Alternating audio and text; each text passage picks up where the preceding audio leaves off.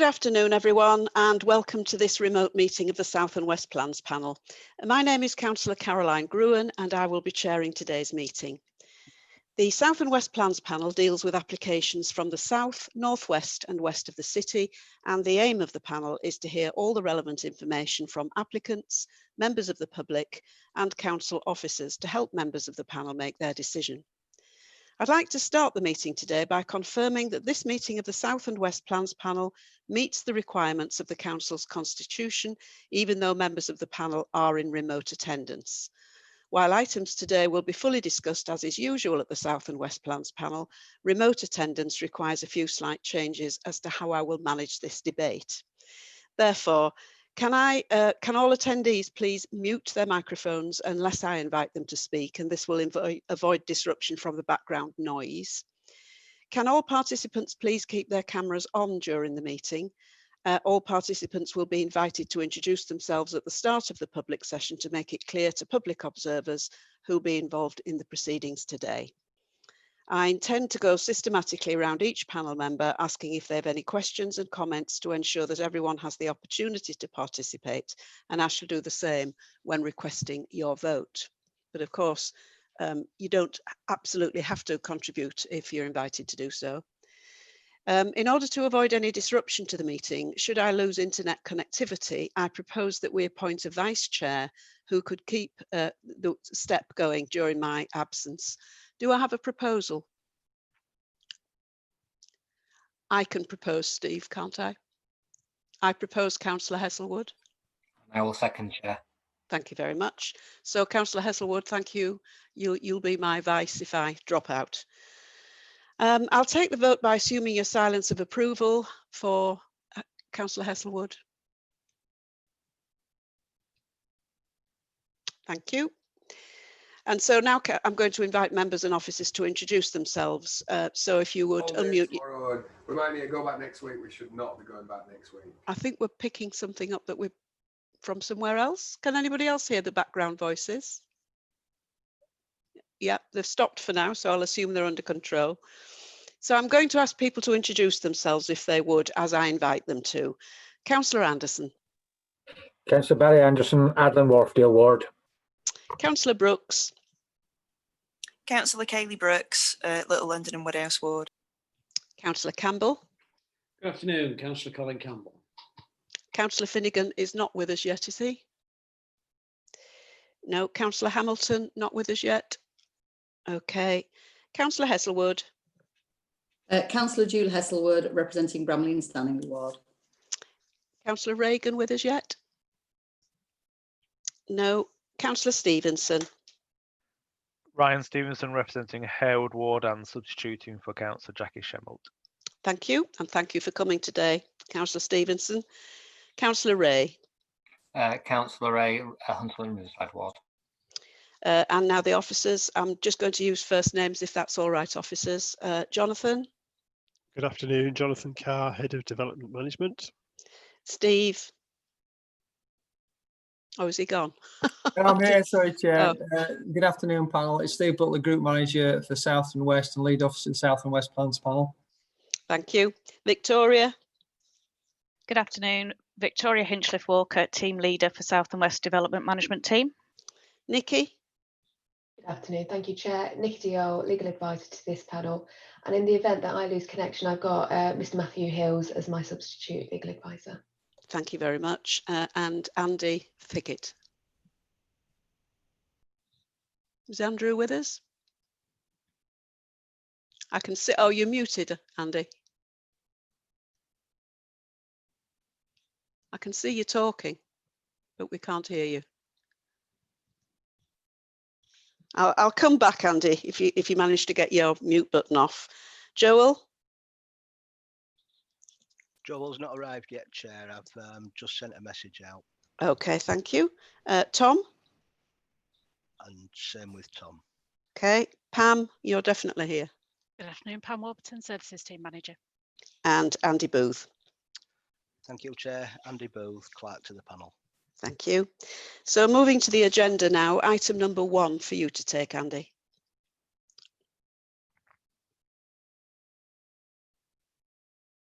Item number 1, Andy. Sorry, I'd left my mute on. Under agenda item number 1, there are no appeals against the refusal of inspection of documents. Under item number 2, we have no items which require the exclusion of the press and public. Agenda item number 3, there are no late items of business today. Agenda item number 4, could I ask members if they've got any disclosable pecuniary interest to declare? No. And under agenda item 5, apologies for absence have been submitted on behalf of Councillor Jackie Shamilt, and Councillor Ryan Stevenson is in attendance as substitute today. Thank you very much, Andy. So item number 6, minutes of the previous meeting held on the 23rd of July. Do members accept that these minutes are a true and correct record? And I will have to assume silence indicates, unless somebody indicates otherwise. So I don't hear anybody speaking, so we can assume that they are a correct record. Item number 7 is matters arising. Are there any matters arising from the minutes? And I'll pause and invite anybody who wishes to come in at that point.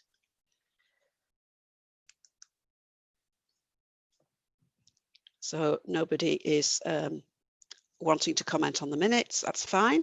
Agenda number 8, which is our substantive agenda item, our first one, which is land to the rear of Allocations Road in Pudsey. And we're now going to have a presentation, Victoria. Thank you, Chair. Okay, thank you. Next slide, please. Okay, so the first application today is an application by Keyland Developments that has been made in outline only for the residential development and means of access into the site. So this application is brought before members today at the request of Ward Councillor Carter, who's raised concerns regarding the development of this site in light of the climate change emergency. Next slide, please. So the site is located to the northern side of Allocations Road in Pudsey, and you can see it outlined in red there. There is residential development to a number of sides, consisting of suburban semi-detached properties predominantly. The site itself is 2.23 hectares in size and is greenfield with the exception of 2 telecoms masts. Part of the northern boundary is formed by a Yorkshire water covered reservoir, which is surrounded by a high metal fence and trees. And you can see this as the sort of the square structure just to the north and east of the application site. To the north, land is open and green with the ring road providing enclosure. To the south, east and west is residential development, so that the area is fully surrounded by built development. There are some non-designated heritage assets to the southwest of the site at Allocations Farm. However, these are not within the boundary of the application, and a historic settlement lies to the north near the bypass, but again is not within the application boundary. The site itself is accessible with many facilities within walking distance. A 2-kilometre walking catchment includes both primary schools and secondary schools, health facilities, shops and other services. A public right-of-way runs up the western boundary of the application site, connecting with footpaths to the north, which give access to the train station and the Allocations Centre on the opposite side of the bypass.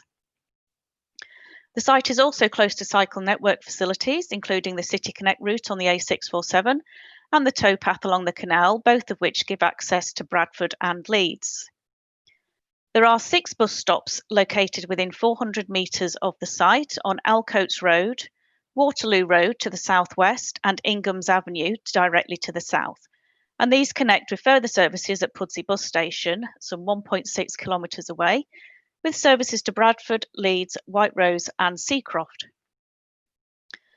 The site is about 1.6 kilometres by foot to New Pudsey rail station and 3.5 kilometres from Bramley rail station, which provides services to Leeds, Bradford, Manchester and Halifax. Next slide, please. So this is a view of the eastern part of the site showing 2 telecom masts, and you can see the covered reservoir mound in the background surrounded by trees.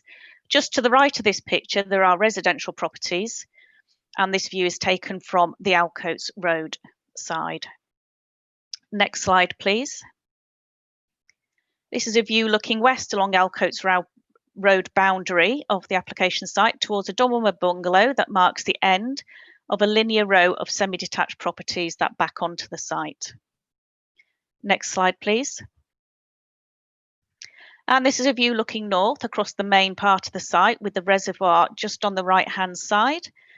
So the site is relatively level across the area with local rises and dips, and beyond the site to the north, the land does drop such that the bypass is hidden from view. Next slide, please. So this is the red line boundary, and essentially this will be the only approved plan as part of this application if it goes through today. So as noted, it is in outline and it's to agree the principle of development and the means of access only. Now, with regards to the principle, this has been established through the allocation of the site within the site allocations plan. The application site covers most, but not quite all, of the adopted housing site, HG267, leaving out the Yorkshire Water Reservoir and Alcoats Farm to the west, which contains the non-designated heritage assets.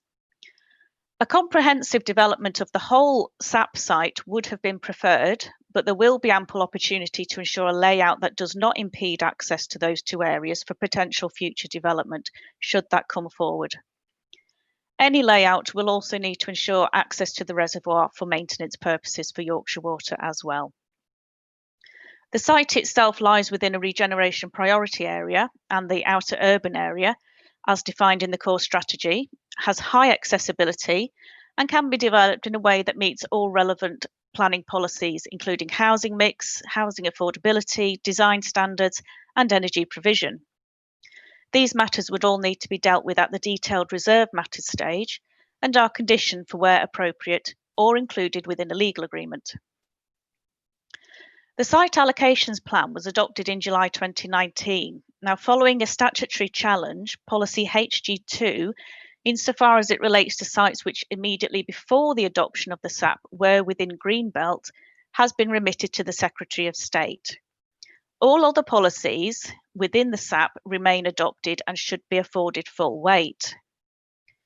So this site is allocated as an HG2 site, but it was not in the Greenbelt immediately before the adoption of the site allocation plan, and therefore it's not affected by this statutory challenge. It remains adopted and its allocation for housing carries full weight. Next plan, please. So this plan demonstrates the proposed means of access into the site, which will be a single point of entry coming off Alcoats Road. Permission has been previously granted in 2017 for an access in a similar position to serve 12 houses within part of the current application site. The access has been assessed to be appropriate for the size of site and achieves visibility displays of 2.4 metres by 90 metres in both directions. Alcoats Road itself has a speed limit of 30 miles per hour and has traffic calming measures along its full length. We have no recorded accidents in the vicinity of the site within the past 5 years.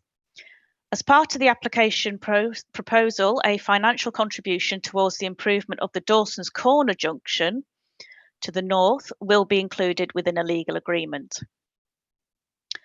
Concerns have been raised regarding drainage issues at this site. Now, currently, the site drains to the north with the runoff collected by the Stanningley bypass drainage system, which ends up in Farsley Beck. The outline drainage strategy for the site is to restrict post-development runoff to greenfield rates of runoff of 3.5 litres per second and to provide on-site attenuation for all storm events up to and including the 1 in 100 year plus 40% allowance for climate change. The site will discharge to an existing sewer in Alcoats Road via a new surface water pumping station. This will then drain to the south into a separate catchment of Farsley Beck, which eventually discharges into Tyersall Beck. Yorkshire Water have been consulted and accept this proposal. This should help to reduce flood risk within the Rodley area itself, which has been an issue in previous years. The developer will be asked to test for infiltration and the use of soakaways as an alternative to discharging to the sewer system through condition, and a full drainage design would be required prior to commencement. Next slide, please. Oh, sorry, that is the last slide, forgive me. With regards to concerns raised about trees, the existing trees are located to boundaries of the site. A tree survey has been submitted which demonstrates retention of all the existing trees. The site is also capable of incorporating a good landscaping scheme, which could include additional tree planting as well. Any reserve matter application that comes in will need to address biodiversity uplift, and this can be conditioned for, with potential inclusion within the legal agreement for use of any land outside of the application site itself. So to summarise, Section 38 of the Planning and Compulsory Purchase Act 2004 requires that development should be in accordance with local development plans unless material considerations indicate otherwise.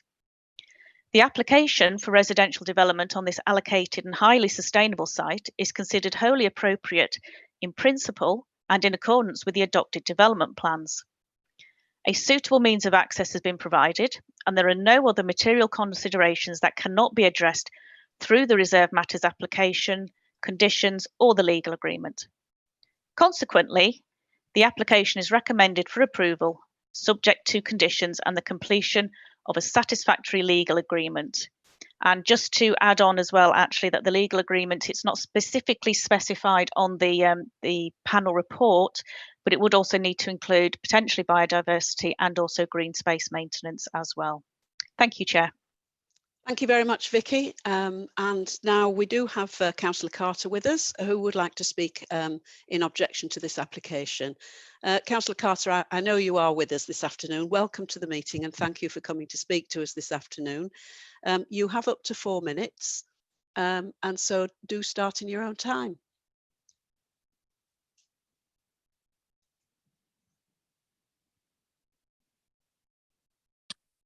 Can you hear me? Yes, we can. Thank you, Yeah, Andrew. excellent. Thank you very much, Chair. My name's Andrew Carter. I represent Carvey and Farsley Ward. I'm leader of the opposition. I'm speaking on behalf of myself, Councillor Amanda Carter, and Councillor Simon Seary and Councillor Trish Smith from the Pudsey Ward, which is adjacent across the road from the site. I set out in some detail our objections, and I don't propose to go through them all. They're all in writing in front of you. But I do want to take issue with a number of points. First of all, it is simply incorrect to say there have been no accidents on Alcoats Road. On the 30th of June of this year, a car overturned and the fire brigade had to be called. And also during this year, another vehicle crashed into the garden wall of a house opposite the site. So I don't know where the planning department got their information from. I've opposed this piece of land being included for housing since it was first mooted by the planning department. And I want to particularly refer to the remission and court hearing, High Court hearing on the Greenbelt sites. I think it's a bit rich, to be frank, for the planners to quote verbatim under paragraph 1015 what the inspector said, because the inspector, of course, said similar things about the Greenbelt sites and was found to be in error. And the result is they've all been removed. Contention would be that had this legal challenge included greenfield sites, then our planning department would have been similarly found wanting, and these greenfield sites would not have been included. On climate change, the council declared a climate emergency after the time this site was allocated. Therefore, its effect, building on its effect to the environment, can't have been considered. And I'm beginning to wonder whether the council does indeed take the climate change emergency seriously. Because if we're going to include pieces of greenfield site like this for housing purposes, it makes something of a mockery of it. As regards the site itself, the developer gave the game away with the plan he submitted, which indicated a number of dwellings, which showed a total disregard for the amenities of existing residents in Alcoats Gardens, Alcoats Road and Hillfoot. Additionally, it showed a hop ahead, would you believe, into the field below those part of this outline, something which was raised at the core strategy review by, I presume, someone to do with the developer, which I strongly argued against, along with the whole site itself. And the inspector did in fact agree that further development further into this area of land was not appropriate. But it seems the developer is intent upon doing that. And I would hope that whatever happens with this application, necessary protection measures will be taken to make sure this doesn't happen. My view is the site would be a major loss. In conclusion, some members will recall that over the objections of our highways department, members agreed to a zebra crossing on Galloway Lane as part of the Hillfoot Farm development. To say that Alcoach Road is any less busy or less dangerous is, in my view, absolutely nonsensical, as I have already pointed out in terms of the statistics on accidents. And those are the only two that I've been told about, but doesn't mean there haven't been many more. Thank you very much, Chair. Okay, thank you very much, Councillor Carter. Just nicely in the 4 minutes. So I'm now going to ask the panel if they have any questions they'd like to ask Councillor Carter in the usual way, I'm afraid, going down the alphabetical list. Councillor Anderson, do you have any questions? Yes, I've got a number. Okay.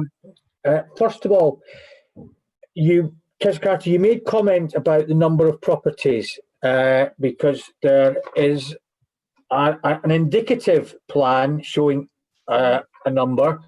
There's also a maximum of 77, and you also mentioned about them being too close to adjoining properties. If this application was to be approved, is there a number you feel could be put onto this site? So that's question number one. In terms of question number two, Victoria in her outline mentioned that she felt that there was sufficient infrastructure, health services and in the area. But someone who knows the area, myself, but you're the local councillor, what's your view on that? On page 17, paragraph 7.1, it makes reference to contaminated land studies. Have you seen any of these contaminated studies? Also, can you outline what sort of consultation has taken place with the developer, with both yourselves and local residents as well? And then there are some other ones, but it depends on the answers I get to those particular questions. Okay, thank you for that, Councillor Anderson. Would you like to respond, Councillor Carter?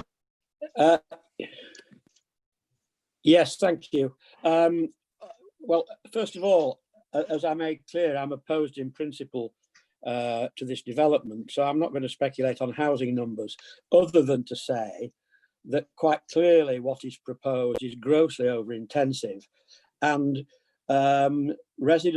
existing residents would face the prospect of greenfield going and new house boundaries up against their own boundaries, which they have never had before. And with the experience of what's happened at Hillfoot Farm down the road, which was another greenfield area, although it was in protected area of search, we've now got existing residents there faced with the gable ends of new properties within a few feet of their boundary. So I'm extremely concerned about that. As regards infrastructure, I really don't know where our planners get this information. There is a doctor's surgery within yards, really, of this proposal.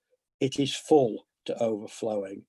It is currently in discussions with other doctors' practices around the area about how they're going to cope with the growing number of patients. The schools, as far as I am aware, are all full. So where are the kids going to go to school if the local schools are full? Where are the residents going to go for their health services if the local surgery is full? I mean, I just think it's almost become a standard response, hasn't it? Yes, the services are adequate when they are grossly inadequate. And the final point, I've had no consultation whatever as regards the result of the land contamination study. But certainly the developer consulted the adjacent existing residents about their proposals, and local residents made sure we obviously, as local councillors, were aware of this public consultation. So they did do that, and I think that's what began to generate the levels of opposition. Thank you, Councillor Carter. Councillor Anderson, do you have enough information there, or would you like to ask? Just one clarification. Okay. In paragraph 10.32, it states, in reply to the second point raised by Councillor Carter with regard to drainage concerns, main drainage have also confirmed they're not aware. What point were you trying to make, Councillor Carter, in terms of your concerns about drainage? But it is a fact that virtually all the housing developments, basically from Alcoats Road northwards, drain down into the various becks, two of which have been mentioned, but there are others which ultimately lead to Rodley. And I have to say that, you know, when I spent a lot of time supporting the council in lobbying government for a 1 in 200 year flood alleviation scheme, which we have got government funding for. And when I see here that what's being proposed by the council is 1 in 100 plus 40%, and we know that Rodley can flood, I just ask the question, are we second-class citizens? Why have I bothered lobbying strenuously for a 1 in 200 scheme for Leeds to find that in the Pudsey area, 1 in 100 plus 40% is sufficient? Sorry, but it's not. Okay, thank you. Can I move on now, Councillor Anderson? Yes, I'm happy. Thank you. Thank you. Councillor Brooks, do you have any questions for Councillor Carter? I do, please, Chair, just the one. Thank you. I'd be interested to know what conversations were had during the development of the site allocations plan, because obviously it's now in the site allocations plan and now it's at plans panel. We have to give quite a lot of weight to that. So I'm just wondering if this was raised or not during the time. Yeah, in answer, Chair, yes, it was. I'm the ward councillors, the then ward councillors for Carvey and Farsley Ward made it very clear that we were not happy about this site being included.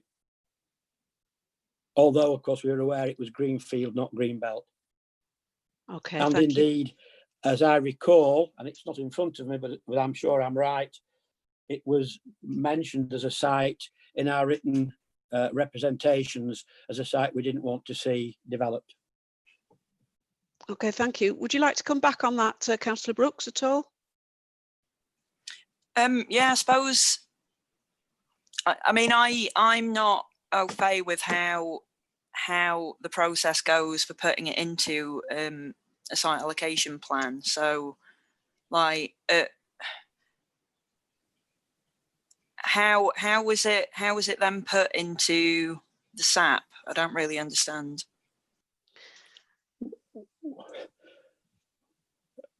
I'm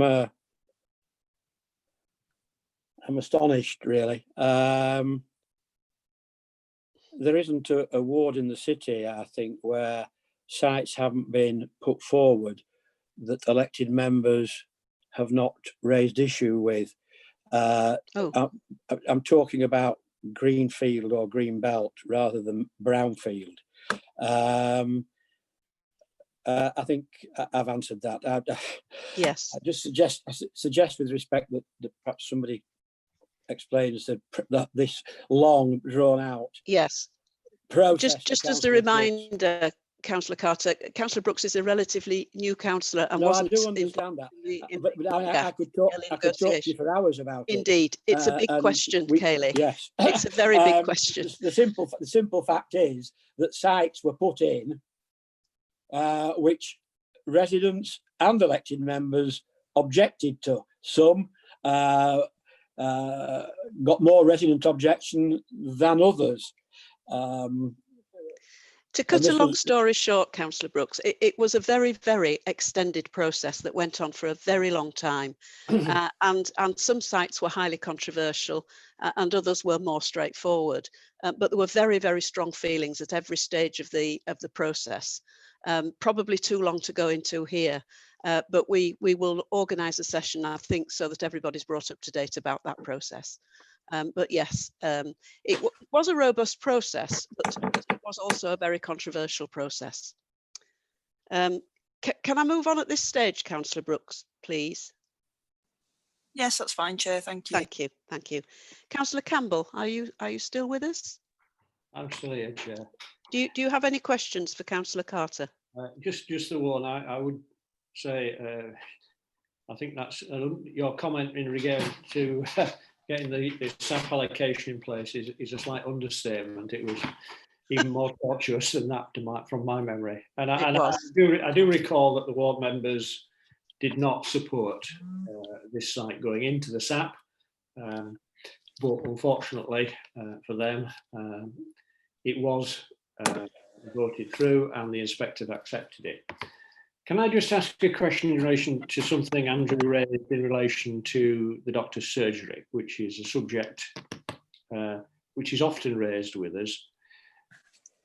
Are you aware, Andrew, if the clinical commissioning service, which deals with doctors' practices, has asked for a contribution from this developer towards providing extra facilities, which they are allowed to do?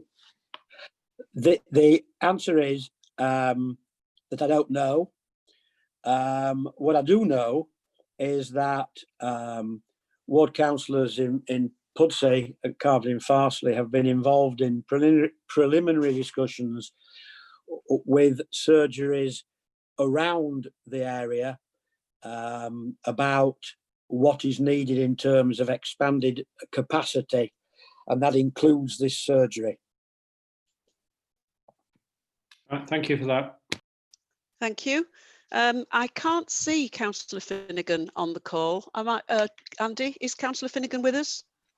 No, Councillor Finnegan's not. Councillor Hamilton has arrived now. Okay, thank you.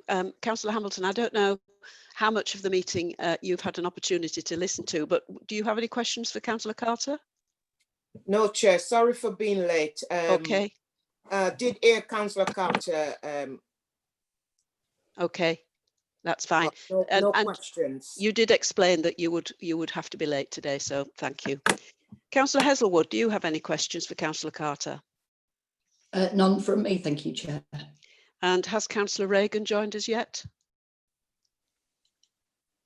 I don't think so. Okay. Councillor Stevenson? Yes, a couple of questions. Thank you, Chair. Incredibly jealous of Councillor Brooks' privileged position of not having to have sat through all of those SAP inquiries as we did. What I will say for those who are perhaps listening in today, I don't think sat through all those SAP inquiries. I don't think any ward councillor could have done more to represent the views of their constituents on the than Councillor Carter did on this side. On that point, Councillor Carter, the site-specific requirements that were discussed at the SAP process, is there anything outstanding in that you would disagree with? For example, thinking about the ecology of the site and things like bat surveys, etc. Are you confident that all those have been done now and met at this stage before it comes to plans panel? No, I'm not. Just as an aside, for Councillor Brooks's benefit, I had a full head of hair when this debate all began, and now you can almost count them on the fingers of two hands. Be that as it may, no, I'm not satisfied is the answer. I think that the importance of the site, and I'm particularly talking about the part of the site that has never had any housing permissions on it, which is the bulk of the site. And if somebody could put up the outline again, you'll see precisely what I mean. Alcoats Hill and the existence of a medieval settlement, Alcoats Hamlet, has almost been brushed aside. It's been acknowledged, but brushed aside. And that really is unacceptable. I can think of other areas where we'd be going to town on the fact there was such remains of such a settlement. And this developer has quite clearly shown that he wants to go further into this, what was rural land, which brings it closer to the remainders of this this settlement. And as regards the bat survey, well, residents tell me that they don't believe a proper bat survey has been done, and at the moment they're seeing quite a lot of these mammals flying around, which is great. Okay, thank you. Are you all right with that, Councillor Stevenson? If I may, Chair, just a quick follow-up on traffic. How confident, Councillor Carter, as somebody who's on the ground and actually sees what's going on there, in terms of the traffic survey, you've already mentioned the issue about accidents, which we'll pick up with officers in questions. But in terms of cars entering and exiting the site, we all know what happens normally. These formulas are set out, and then in reality, it's something different. So in terms of capacity on that road, is it going to be an additional problem at peak hours, mornings and evenings, if more traffic's coming in and out of that site? And finally, just on schools as well, I know you've mentioned that, but of the existing primary schools in the area, do any of them have the capacity to expand, or are they quite constrained within their sites? The three nearest schools are Waterloo Primary and Primrose Hill Primary, which are both part of the Alcoats MAT Multi-Academy Trust. And to the best of my knowledge, both are full. The third school is Bolton Royd Primary School, which is across Galloway Lane and into, the map is up at the moment, so you'll see where I mean. At top left, it says school. That's Bolton Royd. As far as I am aware, that is also full. Primrose Hill and Waterloo have both been extended in the relatively recent past. I can't believe there is further scope for extension. So there's an issue there. And as regards highways, look, I have no doubt, they'll do a speed count on, or they've done one on Alcoats Road. To be frank, most councillors believe these speed counts to really be to be acts of not fiction, because they're clearly fact, but they don't. If you say 85% of the vehicles that use the road obey the speed limit, well, right, okay, well that means 15% don't. I've given you an outline of two accidents, one with a car turned upside down. Well, work it out for yourself what speed that might or might not have been going. And I don't have the details, so I can't say for definite, but it doesn't take a lot of working out. And certainly coming out onto that road, the traffic will be mainly at, I would guess, school times, because we know that whatever we may say, parents have a habit of taking their kids to and from school, and the morning and evening rush hours when the road is very busy. And when we return to normality, which I hope we will, it will be even busier with this development.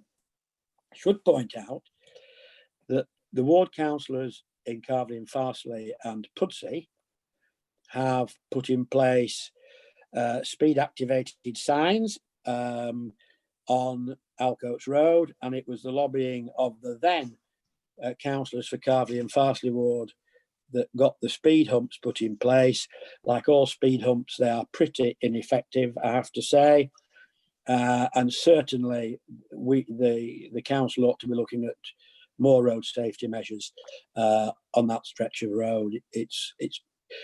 I'm sorry to say this, but it just seems to me that the officers work off desktop plans.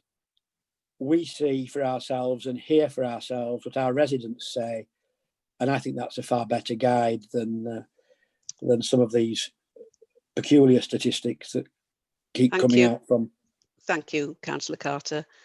Can we move on now to Councillor Ray? Do you have any questions for Councillor Carter? No, Chair. Okay, thank you. So we've now got Matthew Turnbull here, the applicant's agent, wishing to speak in support of the application. Is Mr. Turnbull with us, please? I am, yes, Chair. Okay, thank you. So you have up to 4 minutes, Mr. Turnbull, and start in your own time, please. Thank you, Chair. Good afternoon, members. The application before you is up for approval and we support your officer's recommendation. First of all, I'd like to deal with the challenge to the SAP by the Neighbourhood Forum and the resulting judgment. To clarify, the challenge related to sites allocated on areas formally designated within the Greenbelt. However, the application site is not Greenbelt and it was not Greenbelt in the previous Leeds UDP, so it is unaffected by the recent judgment. As a direct result of the judgment, it is imperative that the council seek to improve housing developments on non-Greenbelt allocated sites if they are to provide the housing that the city needs. Any delays to these sites may hinder the council's ability to meet the housing requirements it has assessed as needed, which could have significant implications later in the plan period. This view is supported by the council's local plans team, who have recommented on our application since the outcome of the legal challenge and have stated that refusals on allocated sites in an adopted plan could lead to speculative and piecemeal development and potentially less sustainable sites being considered for allocation within the SAP review. The SAP has provided evidence that the application site is more sustainable than other discounted sites within the Outer West HMCA. In summary, the legal challenge should have no bearing on our application. In fact, on the contrary, the scrutiny now put upon the council's Greenbelt allocations means that sites like our application site are even more important for the council to demonstrate sufficient delivery. I would also add that there is an urgency to deliver allocated sites if we are to help a depressed housing sector post-COVID-19, and my client, Keyland Developments, are committed to the delivery of the site as soon as possible post-determination. The second point of clarification that I wish to make is in relation to the council's declaration of the climate emergency. We were informed that the reason that this application was called to plans panel by a ward member was that it needed to be considered in light of the declared climate emergency. However, I would point out the Leeds City Council declared the climate emergency on the 27th of March 2019. The site allocations plan was then adopted by the council on the 10th of July 2019. The point being that the site was allocated for residential development after the climate emergency was declared, and therefore in full knowledge and consideration of the climate emergency agenda.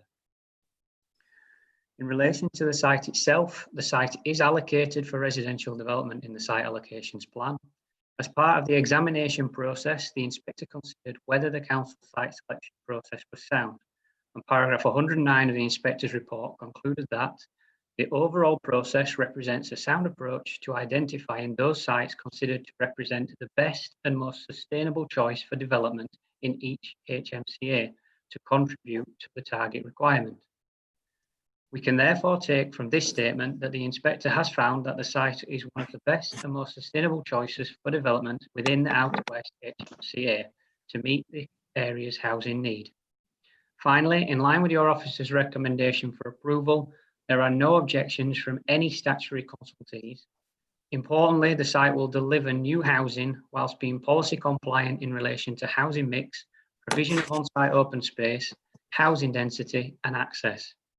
In addition, the site will provide Section 106 contributions, including on-site affordable housing at 15%, a significant financial contribution to the junction improvements at Dawson's Corner, on both travel plan fund and travel plan monitoring fees. Overall, the site is allocated for residential development within an up-to-date adopted development plan. The site has been thoroughly assessed by Leeds City Council and forms an integral part of the Council's housing delivery figures in the Leeds site allocations plan. We therefore support your officer's recommendation for approval of our applications. Thank you for your time. Happy to take any questions. Thank you very much for that. And I am going to invite panel to ask any questions they want now. Going down the alphabetical list again, Councillor Anderson. Yeah, I've got two questions, but the first one, I need to clarify. In paragraph 10.23, where it talks about the transport assessment, do you recognise the information in that paragraph? Yes. Right. So in that case, that means, according to you, you have 38 people going in on a daily basis and 43 journeys coming out. That means there's 5 more people going out.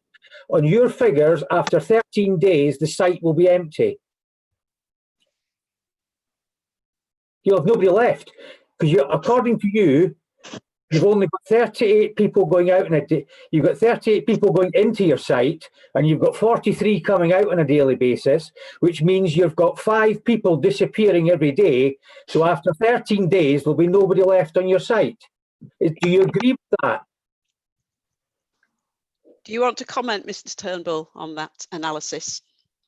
I think that analysis has been taken out of the transport assessment that's obviously being prepared by a specialist that isn't myself. It has been scrutinised by the case officer and then by the Highways Department.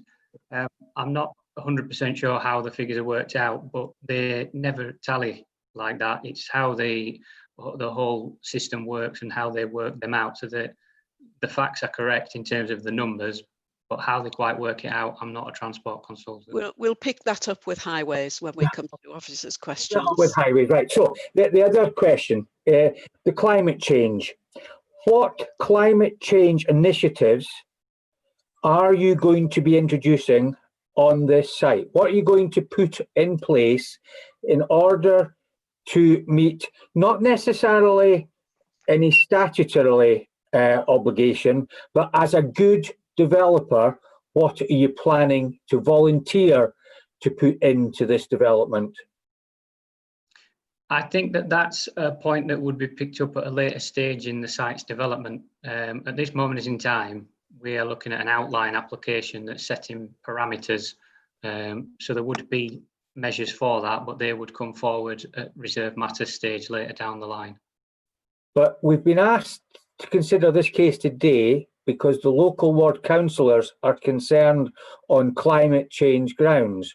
What I'm asking you to is to give an answer back to those local councillors and point out how good you are and that they have nothing to worry about, that you are totally committed and you've got a range of measures that you are going to introduce. There would definitely be the range of measures introduced. I can't give you specifics this afternoon. Any approval would be conditioned that would have to meet measures. For example, your biodiversity, net gain policy, that kind of thing. So I don't have any specifics for you this afternoon. As I say, given the stage of the application, as I say, they would come at a more detailed stage. I think one of the other councillors mentioned things about ecology. There's stuff in the ecology reports that's proposed that any developer would have to factor in when doing the reserve matter. So there's principles and parameters set out, but specifics they're not required at this stage. Okay, that's fine. Well, we'll let members draw their own conclusions. Thank you. Thank you. Councillor Brooks, do you have any questions, Mr. Turnbull? No, thank you, Chair. Thank you. Councillor Campbell? No questions. I don't think Councillor Finnegan's arrived yet, Andy. Councillor Hamilton? No question, Chair. Thank you. Councillor Heselwood? No, nothing from me, thank you. And I don't think Councillor Reagan has arrived. Yes, I have. I've been. Oh, here you have? Yes, I've been here a while. Welcome, welcome, Denise. Sorry, I hadn't picked you up. It's okay, Chair. No question. No question. Okay. Councillor Stevenson. Thank you, Chair. Just turning to 10.27 and para 10.28 of the report. I wonder if the speaker could comment on the drainage angles, specifically regarding the way that the water is going to be moving on and off the site, and any existence of things like wells, underground drains, and whether at this stage you could give more information on what's going to be proposed to deal with that. Mr. Turnbull? Yes, thank you, Chair. At this moment in time, as I say, outline application, there was a drainage strategy prepared that came in alongside the flood risk assessment. That looked at things at a fairly high level. It sets parameters, it sets requirements for further work. They then fall out into the conditions on any approval. You've got the list at the end of the officer's report, and there are 2 or 3 then that would pick up drainage specifically. That would be the detailed drainage that would follow alongside any reserve matters once a layout is fixed, that kind of thing. They would have to put in the specific measures that would meet the parameters and the safeguards that your officers have put in by way of conditions. Thank you. Do you want to come back, Councillor Stevenson? No, I'll pick up in questions. Okay, thank you. Councillor Ray, any questions from you? No, Chair. Okay, thanks very much. So we'll move then to questions to the officers. Councillor Anderson. You won't be surprised to know I've got a lot based on here, so I'll try and condense them the best I possibly can when I get back to my pages. Right. Right, okay. Where are we? Right. Landscaping.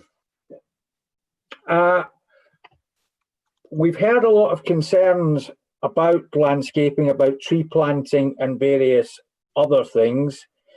What can we specify at this stage around it? We've had the request that it should be treed around the area. What can we put in to make sure that if this application is approved this afternoon, that we get the tree belts we actually need?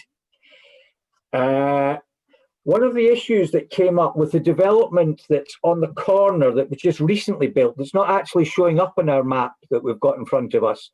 There was a major development, and one of the problems there was that backing onto the nearby houses as to who was going to be responsible for the fence lines, etc.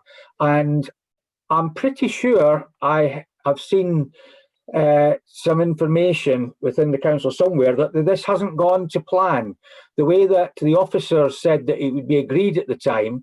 So what can we put in place to make sure that if this development site was to go ahead, that the properties that back onto this site, there will be proper access to maintain the boundaries? Because again, you know, that was something that we were given assurance at the Galloway Lane application, and it's turned out that we've not been able to deliver it for the residents in the area. In terms of highways, well, I would like the highways officer to try and justify the maths I put out as to where they were coming from, because I can't see any way of justifying the maths. Where else have we got? Right, the next one is the access onto Owlcoats. If you've actually been on Owlcoats Road, it slopes up and down. It's dangerous to come out there at the best of times just now. If you try and come out from the access roads at the side, it's very dangerous at this point in time because visibility isn't that great, because there are cars, even if they do come up the road at 30 miles per hour, it's such a slope that you don't necessarily see the cars coming up. So I've got grave concerns over that. I also would argue that people might not necessarily come out of the site and turn right and go down to the barracks to get out onto the major roads. They may in turn just drive all the way through Pudsey and come out just at the junction where, if you were leaving Asda, you would join on to the bypass. So are you not looking to try and do something around that junction if this development was to go ahead? And now we've already heard that SIDS are being put up. We need SIDS up in the area. We need improved traffic calming measures. We've already heard of accidents. So why was there no highways objection to this? I'm Because not on the phone, I'm on plans panel. And I'm on video. Vicky, we can hear you. Councillor Anderson, shall we just pause there and let the officers give some answers to what you've already asked, and then they won't lose the thread? Okay. So, Andy, can we start with you, please? Yeah, can you hear me now, Chair? Yes, we can. Yes, thank you. That's good. Sorry about earlier, I don't know what happened. So starting off with the maths, sorry, I'm turning sideways because I'm looking at my bigger screen. What's quoted in 10.23 is just, whilst it says AM peak and PM peak, it's actually the peak hour within the morning peak and the evening peak. So basically, if you imagine generally with any sort of housing development, that people probably leave for work sometime between 7. I'll accept that explanation. I'll accept that explanation. So that means that there are more vehicle movements greater than you're saying there. We've got 77 houses which are going to generate what, 140, 150 car movements throughout a day. Throughout a day. Throughout the day, as if you take the full 24-hour period, you can roughly multiply the number of houses by probably 7 or 8 as the total number of movements, you know, throughout the day, which is not, you know, which as you say is people going out during the day shopping, people going out in the evening and such like. Yes. So it's going to be busy. Well, I mean, I would say not. You know, the figures quoted in 10.23 are the busiest 2 hours of the day, and either side of that it'll be much less than that. Okay, so how many right turns do you anticipate going to be made? Because as I said, if you're coming up from the bottom of the site where the housing development, the previous one was, if you come up there, it's a steep hill. It's a steep hill. So if someone's coming out of that site to turn right, to go down the hill, they're going to be facing cars that are just suddenly going to come into their sight as they come out. I mean, I'm not disputing the width of that you've got. I'm not disputing the width of that you're planning to go. It's whereabout on the road that it's going to come out. It's going to be very difficult to see cars coming up. So anybody turning right is taking their life in their hands. Equally, if you're coming from Pudsey and turning right into the site at night, you won't necessarily see cars coming up from that particular part as well. Are you not concerned that that's a possibility? Well, no, I mean, first of all, in terms of the split, it's been assumed that it'll be about a 50-50 split left and right, because as you say, the attractiveness of going either way is probably about the same depending on where you're heading. The sight lines from the site have been measured at 90 meters. Now, 90 meters is the sight line that would traditionally apply for, in fact, sites going back many years, where it's a 30-mile-an-hour speed limit, but you don't know the actual vehicle speed, and it actually accommodates vehicles travelling up to 37 miles an hour. We do know here from speed surveys, there was one in 2019, that the 85th percentile speed on the road is just less than 30 miles an hour, and the average speed is less than that. So the actual sight lines that are being provided are in excess of actually what is required for the measured speed. Based on the measured speed, we'd be looking at a 70 meter visibility. So we have got a margin of safety built into that. But bear in mind that there's been these accidents that we've been advised about today that weren't already in the report, and your highways colleagues have deemed it necessary to put traffic calming measures on this road. Now, all elected members know trying to get highways to agree to put traffic calming down is not necessarily the easiest thing to do. No. So there's obviously been very good reason why highways have agreed to it. Yeah. And on the picture that we've got where the entrance is, there's actually some traffic calming measures nearby. So they've been done for a reason. Yeah. Does that not give you cause for concern?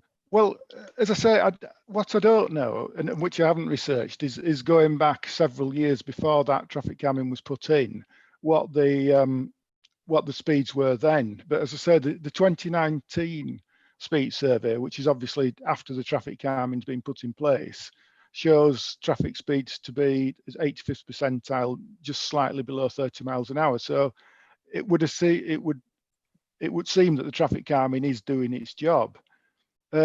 Just looking at the accidents, where generally the stuff that we get through that appears on our system can delay by a few weeks. There is an accident recorded near Allocations Terrace, which is just slightly to the east of the site, which is probably, I think it was 30th of June this year. So that's probably one of the ones that Councillor Carter's referred to.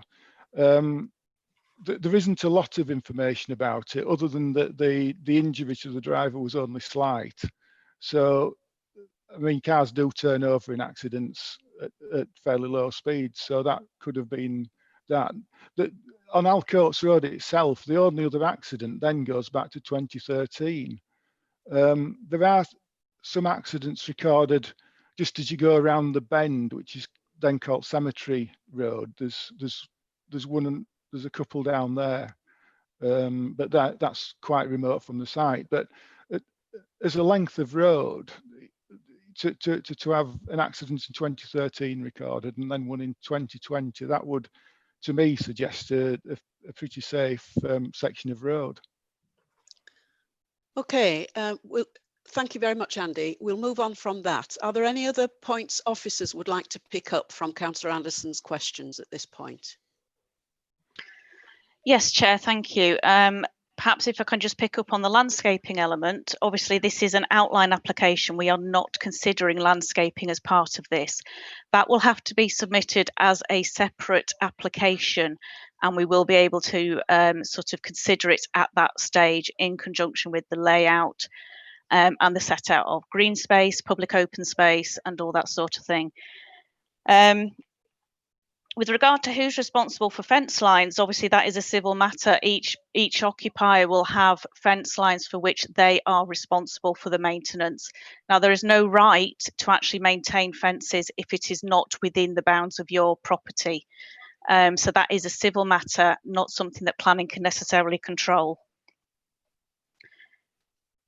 Were there any other questions? I think. Well, no, on those 2 points, fine. What I asked was, what can we put into any approval today about the landscaping? Because I know from bitter experience that unless we get the conditions right, it's very difficult to actually at reserve matter stage to get anything done. Unless we get it in at the very beginning, unless we make it very clear to the developer what we're putting in. So I'm asking for advice. What can we put in to tighten the conditions up that are outlined in this report here to make sure that we can meet the landscaping needs about tree cover, biodiversity and various other things? I'm asking for advice on that one. And in respect of the fencing one, at the previous time when I sat in, when this application at the bottom of the hill came in, this very question came up, and it was Mr. Butler who said, I'll get clarification, because the case was deferred, and he brought some further information back again, because that was on a slope and it was very easy, very difficult for people to get down to maintain their fences. And because it was allowed to be built too close to each other, it's proving to have local residents arguing with each other. Let's not build it close. What I'm saying is, let's not build it close this time, and we won't have the arguments coming up. There would be no need for civil. So I'm just after advice as to how we can ensure that that doesn't occur. Just before you come in, Victoria, I think in particular, Councillor Anderson makes a good point about being quite firm about tree planting at the earliest possible stage in the light of the carbon footprint issue. I wonder if perhaps Steve or somebody might want to come in and just help us through that one, because I think putting markers down early on is a very good idea, if Steve's still with us.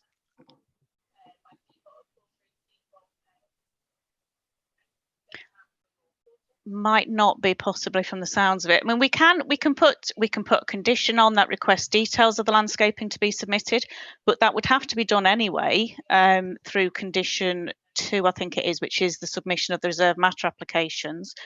Within the legal agreement, we will need to have clauses with regard to public open space, sort of the layout, the maintenance, and the sort of the implementation of that. And we will also have to have potentially clauses about biodiversity and sort of what exactly is expected to be achieved. Now, if there's any sort of particular tree belts that are going to need to be put in, and I know that our nature conservation officer has indicated he'd like to see something along the northern boundary, particularly with regard to tree belts. Potentially sort of then the maintenance of that would also need to go into a legal agreement as well. Okay, right. But what about the boundary, the issue, the one that Mr. Butler had to get personally involved in for the development down the bottom, which hasn't been a success? Because if you take, the point I'm making is if you build the houses back, you know, and we say we're going to want a usable gap between the houses, then that will reduce down effectively the capacity of the site. That's what the implication of what will happen. If I get you persuaded to take a 2 or 3 meter gap around the bottom of the site so that there is sufficient space, can that be conditioned or not at this stage if this application was to proceed? Could we say something like accessibility for maintenance, Vicky? Chair? Yes, Steve. Chair? Yes. Sorry, Chair. My internet is, for whatever reason, is saying unstable and it keeps breaking up on a regular basis. We'd assumed you dropped out, Steve. Welcome back. Sorry. I think what Councillor Anderson referring to was possibly a school site, if I remember correctly, where it dropped off. No, it was the site down the bottom. It was Galloway. It's the site down the bottom of the hill. You got personally involved and resolved it. Maybe not satisfactorily, you resolved it. Well, I wouldn't have expected to have done it satisfactorily, Judge. No, to be fair, I think what Vicky's trying to get across here is that because this is only an outline, and we have to remember that it's only the access and the principle that we're talking about, that it's actually at this point not really necessary for the landscaping detail to be brought forward. But what we could do to remind officers that when the application does come in for the detail, we could put an informative on, which is effectively a reminder to make sure that that particular point is covered during the consideration of the reserve matter application, if that helps, Chair. Yes, I think that does help. I don't know whether you caught the suggestion I made. We are really very clear about climate change and the tree planting issue. And I was just looking for a way to enable us to put a marker down, if you like, about the expectations in terms of tree planting as early as possible. And this discussion may well have gone some way towards doing that, actually. Well, again, Chair, I think we could add it in as an informative for anybody that picks it up in the future to make sure that that sort of detail's covered. Because otherwise, we're going to, I mean, we've already got 30 odd conditions on this application as it stands. So I think because it is only an outline, I think the informative is probably the best way to do it, just to remind anybody that picks it up at a later date. Okay. Chair, can I comment as well? Because I've had some audio problems. So I did try to come in earlier, but I've got some audio issues. So as Victoria's already outlined, you know, landscaping will be subject to a detailed consideration. And I think the informative that Steve's outlined is a really good marker, both to the developer and also meets the wishes of the chair. So legally, that would be the right approach. Okay, thank you for that advice. That's helpful. That's all I was wanting. But I've got two other quick questions. Yeah, if I could ask you to summarise fairly briefly, please, Councillor Anderson, because we have others waiting. The point about the 1 in 100 year event and the the council have got a standard of 1 in 200 in terms of the rest of, most of the other parts of the city. So why the difference there? And then the other point is in paragraph 10.35, it says the SIL payment would contribute towards additional infrastructure, include school places provision. Now, what did the officer mean when they wrote that? Because those of us who know about SIL know that the council's policy at the moment is all of the SIL money that the council get goes for school provision. Now, whether that's right or wrong, that's not the point. The point is the council, that's what they do with their provision. How much of that SIL will actually end up with the local ward members to decide where it gets spent? It would be good if that was set out in the report to give us a rough idea, because it's not true, because there are infrastructure needs, and at least if we know how much money the local councillors have got. So is there any clarification on those 2 points? I don't think we can answer how much of the SIL from this site will go towards education provision, because that is out of our remit. It's No, another, Victoria, it's dealt with elsewhere. We can answer the question about how much of it goes to the ward. What percentage? It would, I don't know the exact percentage, I'm sorry, but I thought that was standard across the district. It's a standard to specific different areas in the, standard to the area, certainly. Can you help us, Steve or Jonathan, please, on that? I'm sorry, Chair, I don't know offhand either, unfortunately. Perhaps somebody could find out whilst the discussion is going on, because it's a fairly straightforward mathematical question. I'm not trying to trip anybody up. I'm just wanting it clarified, that's all. What about the drainage then? What about the 1 in 100 and the 1 in 200? Any response on that, please? We should have had a drainage officer with us today. Is he here? Andy, can you assist us, please? Yeah, he's not logged on to the meeting. I think right, okay. Sorry, Chair, I think okay. it messaged earlier to say he had an urgent doctor's appointment, so he couldn't make it to this meeting, actually, unfortunately. Okay. Is there anybody that can help us on that question, or is it? Yeah, I mean, looking at the response that Mains Drainage provided us with, and they did review the objection, which I think was from Councillor Carter, and provided some response to that. Now, it does say in their comments, it says the 1 in 100 plus 40% allowance for climate change. So if that's incorrect, we'll have to go back and check that. But that is what the comment says, unfortunately. So I can't give you sort of any indication as to why it says that. Yeah, my understanding is that accords with our policies on the requirements. So that's why it's in there as 1 in 100 plus 40%. That meets our policy requirement. Obviously, the FAS 2 scheme is more ambitious than that. It goes beyond our current planning policy requirements, and therefore contains a 1 in 200 year requirement for our defences going forward. Okay, well, thank you for that, Jonathan. We are going to have to move on, Councillor Anderson. So I'm going to ask Councillor Brooks if she has any questions, please. No, Chair, thank you. Thank you. Is Councillor Campbell still with us? I think he's had to leave on an urgent family issue. Yeah, we've got a response on the SIL payments. If you can just bear with me a second. Okay, thank you. Flicking between so many screens. Thank you. I can just find it. Bear with me 1 second. Yeah, the money is split into 2 separate funds as agreed by the council's executive board. The neighbourhood fund, which is passed directly to local communities, receives around 5 to 25% of the money, and the strategic fund receives 70 to 80% and is used for larger scale infrastructure developments in Leeds. Does that help? But you knew that, Councillor Anderson, didn't you? We can't hear you. Are you muted? The point I'm making is it's a large variation there. You've just pointed out a large variation. We've heard Councillor Anderson, it's 15 to 25%. Yeah. The variance 10%. Yeah. But 15 and 25, it depends what the totality is. The point I'm making is it doesn't give us a figure on here, so we can't work it out for ourselves. So I was already aware, but what I'm trying to say is that there are infrastructure needs, and at least this will give us an idea of how much is going to be available to address those infrastructure needs. over and above the council's commitment to schools. So that was where I was coming from. No. But I'm happy to park it. Thank you. Okay. Thank you.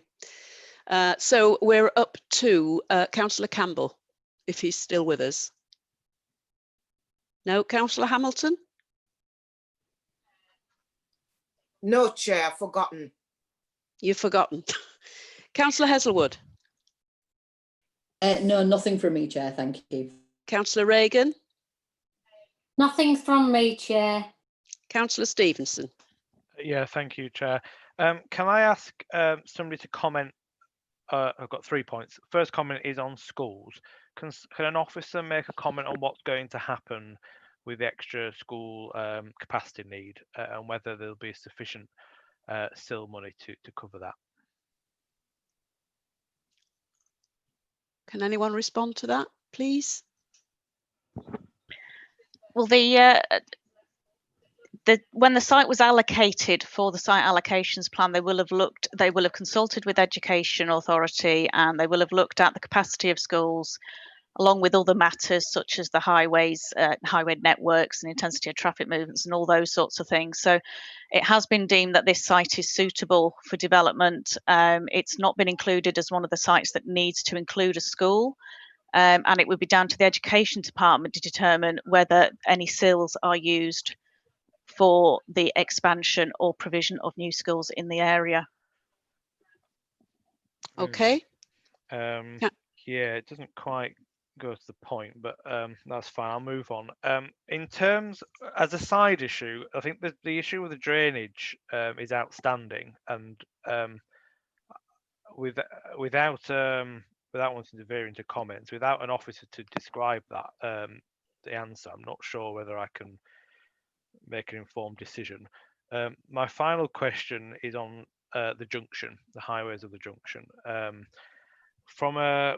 We talked a lot about cars, but it is a desire of the council and the West Yorkshire Combined Authority to get people out of the cars and onto foot or cycle. So what about cycling on the junction? Are officers content that this conforms with the cycle infrastructure design, the local transport note? I think it's 120 or something like that, and how that will conform in terms of cycles moving in and out of that junction? Yes, thank you, Councillor. I mean, it is just really another fairly minor side road is this, and as with the other roads along Alcoats Road and typically through the city, the traffic flows both in and out of the site and on Alcoats Road aren't of such a level that really needs any intervention. Yeah, that's Could I really push you a bit further on that? Because it's not, I don't think it's quite factual, is it, that? Because at present, cars have priority at that site, and there needs to be good sight lines for cycles. That's what is set out within the local transport note 120. So at present, cars have the priority there.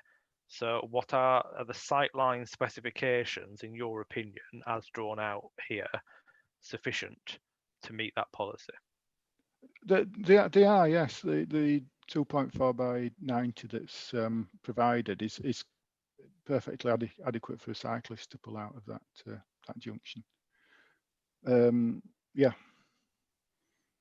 and also from if you like a cyclist cycling past the junction on Alcoats Road, that the sight lines for a vehicle wishing to pull out are such that they've got ample opportunity to spot a cyclist coming along Alcoats Road. Thank you, Chair. Okay, thank you. Councillor Ray, do you have any questions? Being at the end of the alphabet, no, I'm afraid not, Chair. We're doing it the other way around for the next one, I hope. Okay, we're on to comments then, panel. If anybody, somebody's May I trying just to add come in. something in terms of the drainage, Chair, just to make it clear to members and help Councillor Stevenson. There obviously seems to be a slight difference of opinion between what we've had back from both Yorkshire Water and Main Drainage and Councillor Carter's recollection of how it operates, because both the drainage bodies that we've consulted on the application have actually raised no objections to the application subject to conditions, which are listed at the head of the report. And when they've looked at it, they've clearly made the decision that the drainage risk to the site itself or off-site drainage from the site is sufficient or low enough to actually be considered by a condition and further details that the reserve matter. Now, of course, one thing I just wanted to make absolutely clear for everybody, because it was something that was raised right at the very beginning when Councillor Carter was talking about the quantum of development. There are some questions that can't simply be answered on this site because actually we're not considering the quantum of development at all. Therefore, it has to be a condition for further consideration at a later date. We don't know how many properties there are, so we don't know exactly the complete runoff. Likewise, we wouldn't know the different distances to other properties that are surrounding the site, but all of that would be considered either by condition or by the further details that we get at reserve matter. Thank you, Chair. Okay, thank you. Can I just also add as well on that?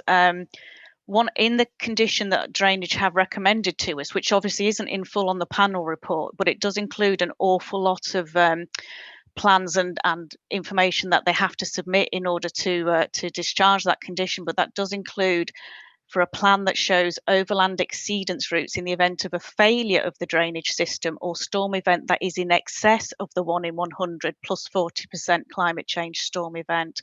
So I don't know if that gives you any clarity, but it has been thought of that you might get more than the 1 in 100 event. Thank you, Victoria.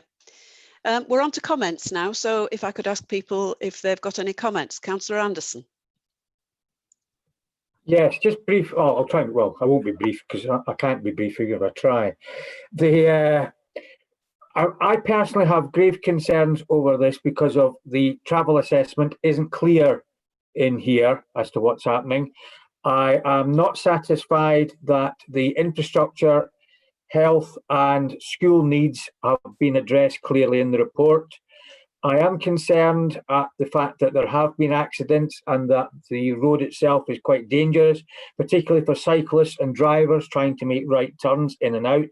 And by the mere fact that there is the need for traffic calm in the area would suggest that the other parts of highways that have to deal with issues on a day-to-day basis have significant concerns.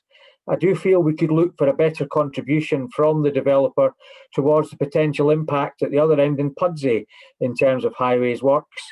I've got concerns that the developer wasn't very clear on what plans they've got for climate change. Whether this is part of this application, I asked the question for their commitments. That's all I wanted from them. I think there are a number of issues outstanding on the drainage. There are a number of issues that need clarified to make sure that the boundary issues are clarified. Now, again, people are going to say we're only going for outline, but I'll address that in a minute. We don't appear to, I've certainly not seen it, neither has Councillor Carter, and some residents haven't seen the contamination reports. So how do we know that this site is okay to go ahead until we see this? We've been told that there were bat surveys promised, but we've not seen them. So how do we know that this isn't going to cause a problem on the site? But overall, I do think there's a lot more information needs to be looked at. I do think we need to make sure that we get the conditions right. If this isn't going to be deferred for a further cycle so that we can get this clarification that is necessary here, because I still think that the chances, if we approve the outline, I would challenge anybody to tell me when an outline has been approved and then the application does not end up going through in the future.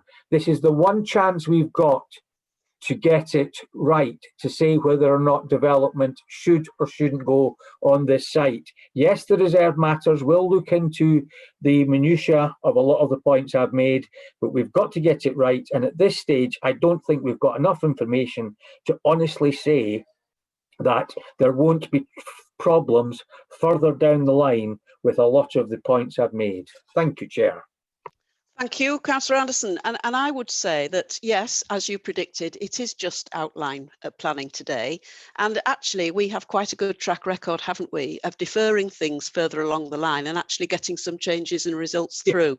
So we're not bad at that. And that might be one of those cases here. Councillor Brooks, do you have any comments? Yeah, I think it's been a really valuable session. Quite a lot of issues have been raised and examined, and it's been very interesting to hear what the potential issues are, and yeah, I'm in agreement with you, Chair, about this. Thank you. Thank you. Councillor Hamilton. No comments, Chair. Okay. Councillor Heselwood. Only to agree with you, Chair, that this is an outline planning application, and you know, as we know, the detail, more of detail, Councillor Anderson, and yeah, as is detailed on the documents, will be filled in as we go forward. So I do think we can put some stipulations in, but we are just looking at an outline planning application, and we can determine, as you said, a lot of the detail as we go forward with this. Thank you. Councillor Reagan. No comments, Chair. Thank you. Councillor Stevenson. Thank you, Chair. I mean, one of the problems I have in many ways with this is, despite what is currently being talked about in white papers about the presumption of outline planning based on what's happened in the SAP, that is not currently the legislation today. So just because something is in the SAP doesn't mean that we have to automatically grant outline planning.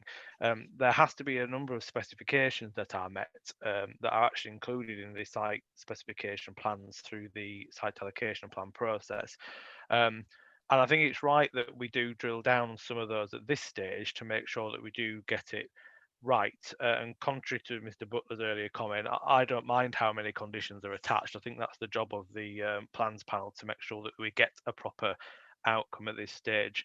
I am concerned about the drainage element. I don't think it's been answered fully because we haven't had a chance to actually question and query that in detail. All we've had is to be able to read the reports. I think it would have been better if we had that opportunity to be able to do that. And likewise on schools, just because the site allocations plan has approved this, and in the broader scheme there has been an opportunity for the education team to comment, doesn't necessarily mean that the site specific requirements of this specific site have been met by this outline application. So I think in summary, Chair, I think there'd probably be some more detail could have been provided to us to help us along the way of seeing if this is an outline planning application is worthy of support today. Thank you, Councillor Stevenson. And I would actually also emphasise that we had renewed and refreshed our relationship with education in terms of their contributions to plans reports. And we had got quite an in-depth and systematic response when they were consulted on planning reports. You've just reminded me that we might need to revisit that, because we were approaching it in a very thorough way, and it is very important information, and it also means we don't have to count up children's places when we're in a plans panel. So thank you for the reminder on that. Councillor Ray, do you have any comments? Yes, I think just to really echo the points of some colleagues, that this is outline, and whether people like the fact that's in the SAP or not, the SAP does carry considerable material weight when making considerations, and that's what we're here to do today, rather than play the local politics of the situation.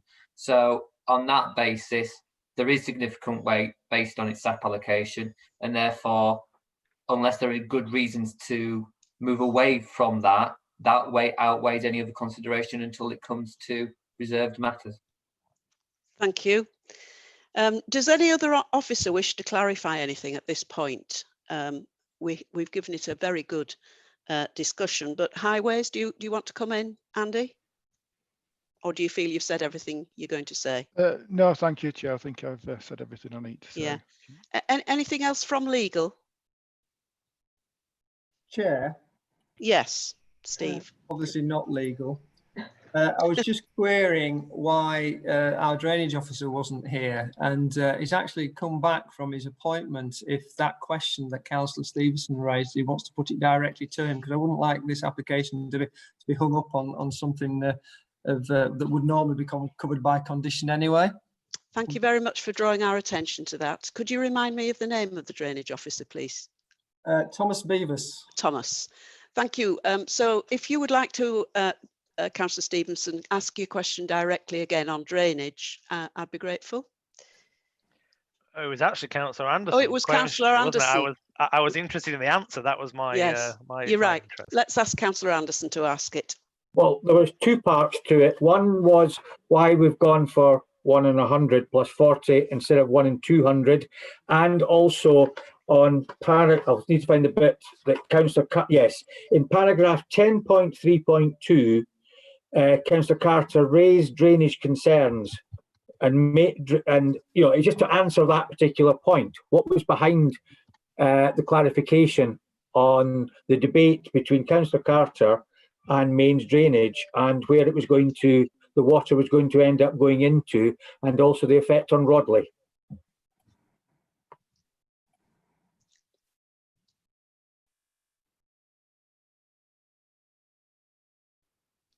Thomas, are you able to come back on that? I don't think he's actually online with us.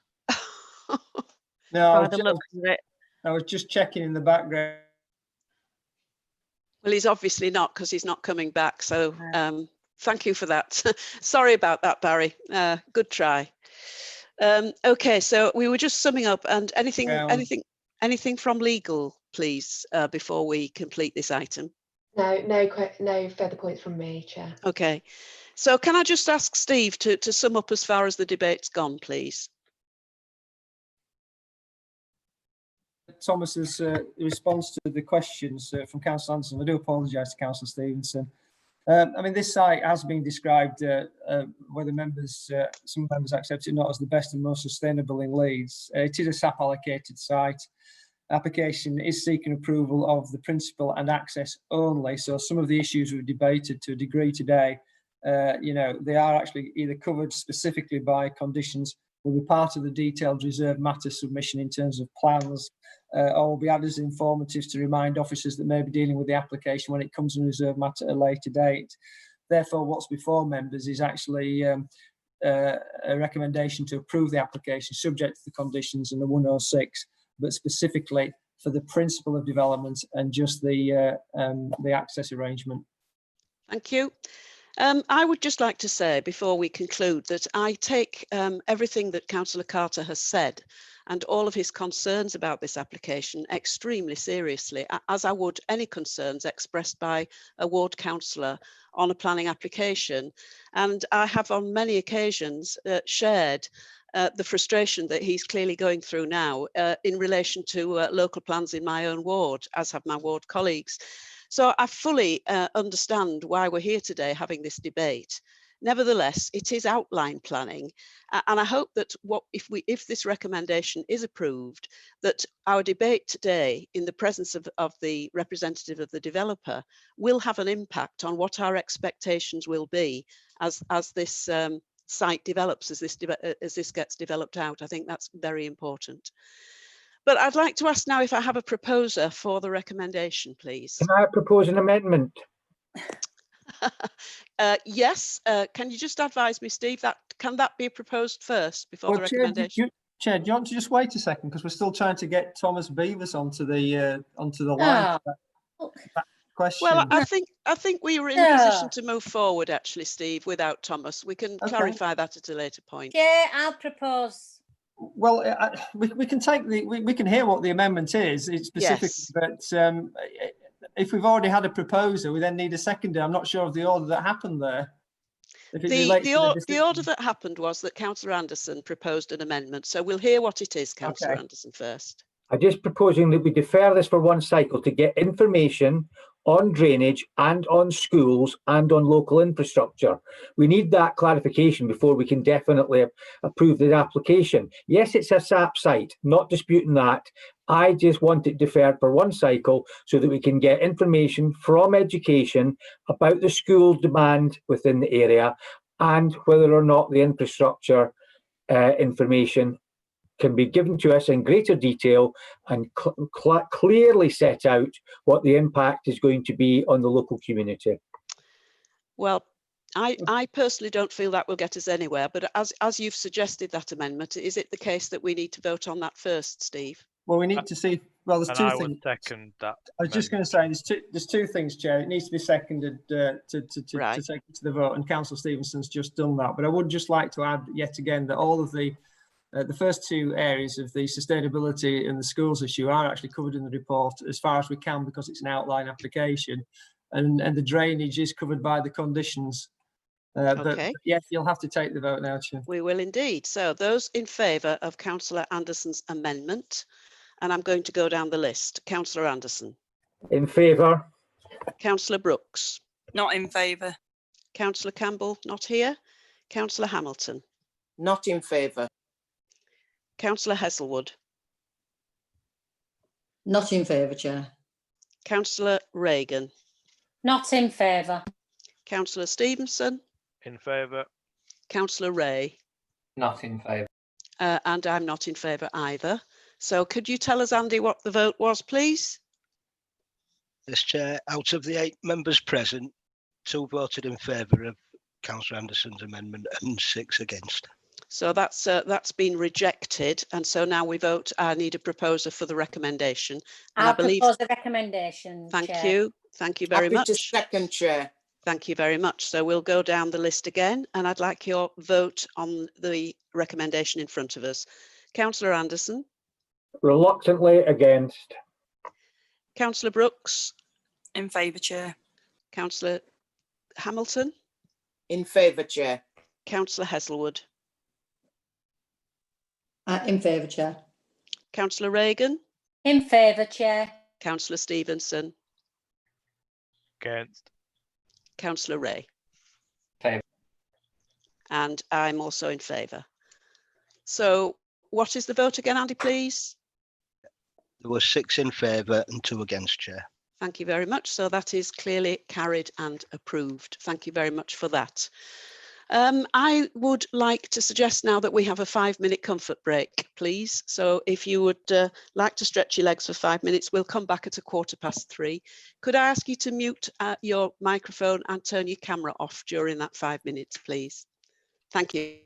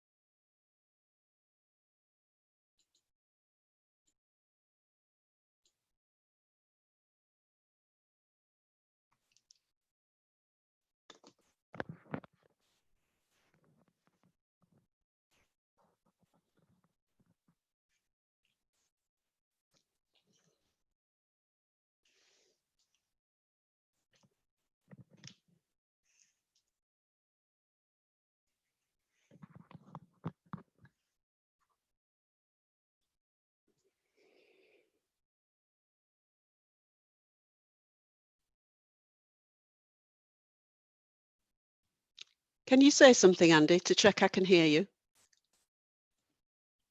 Hello, Chair. Yes. Oh, that's fine. I think Good. everybody's Is more or less everybody back in.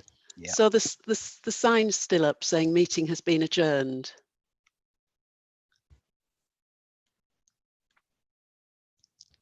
Can you take it down?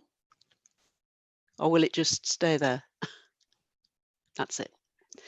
Okay, if everybody's back, can I welcome everybody back and move us on to the next agenda item, which is item 9, 68 Billingborg Drive, the children's home application.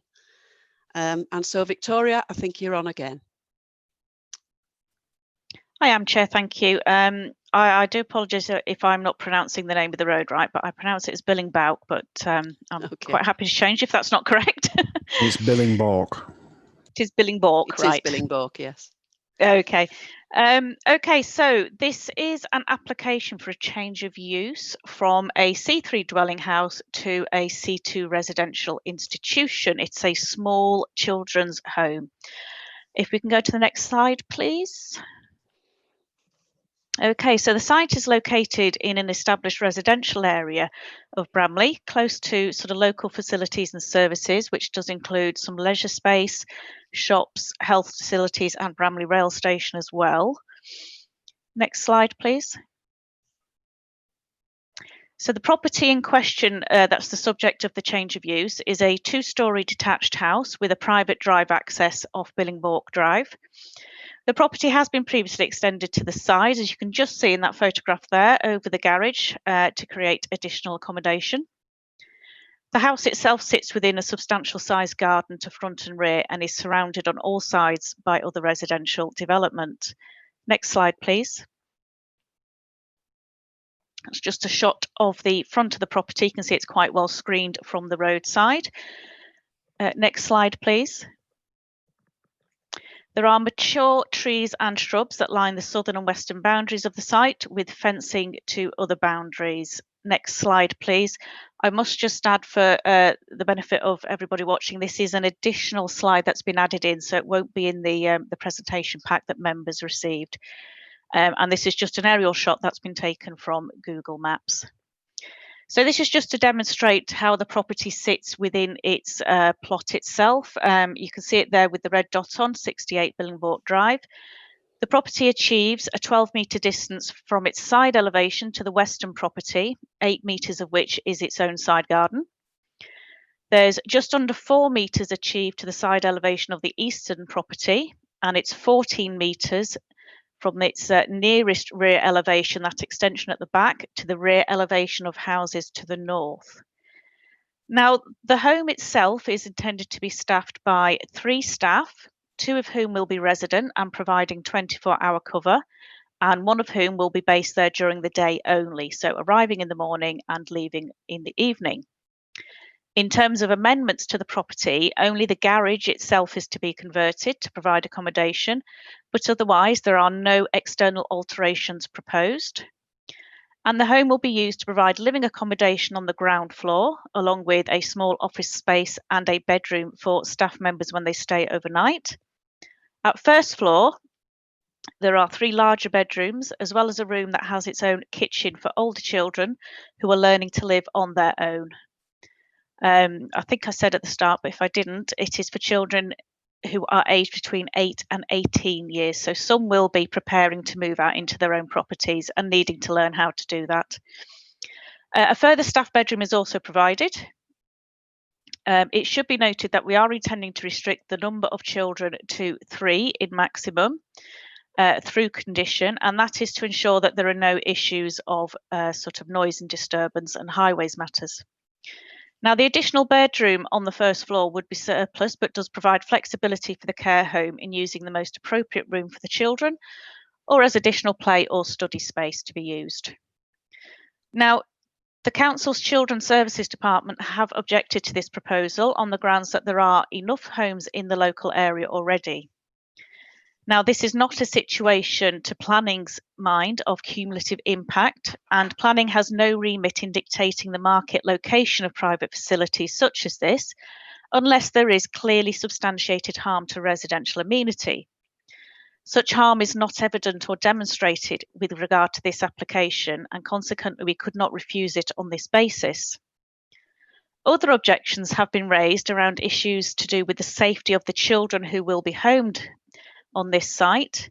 Now, this is a matter for the care providers, who are required to risk assess both the home and residents, and for Ofsted, who are responsible for evaluating the home providers, and if necessarily, the police as well.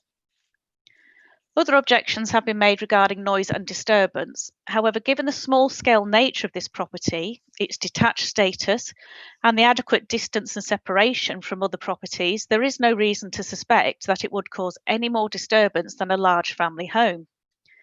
The restriction on the number of children and staff that are covered in conditions will help to minimise movement and activity at the premises, both on foot and by vehicle. Consequently, the proposal is considered to comply with all relevant planning policies and is recommended for approval, subject to conditions. Thank you, Chair. Thank you very much, Victoria. And we do have a speaker now, Mr. Daniel Lofthouse, if you're with us. Hi there, yes. Yes, and you're wishing to speak against the recommendation. I am, so yeah. You've got up to 4 minutes and you can start whenever you're ready. Thank you. I've been a resident here for 13 years now, and we all are a close-knit community.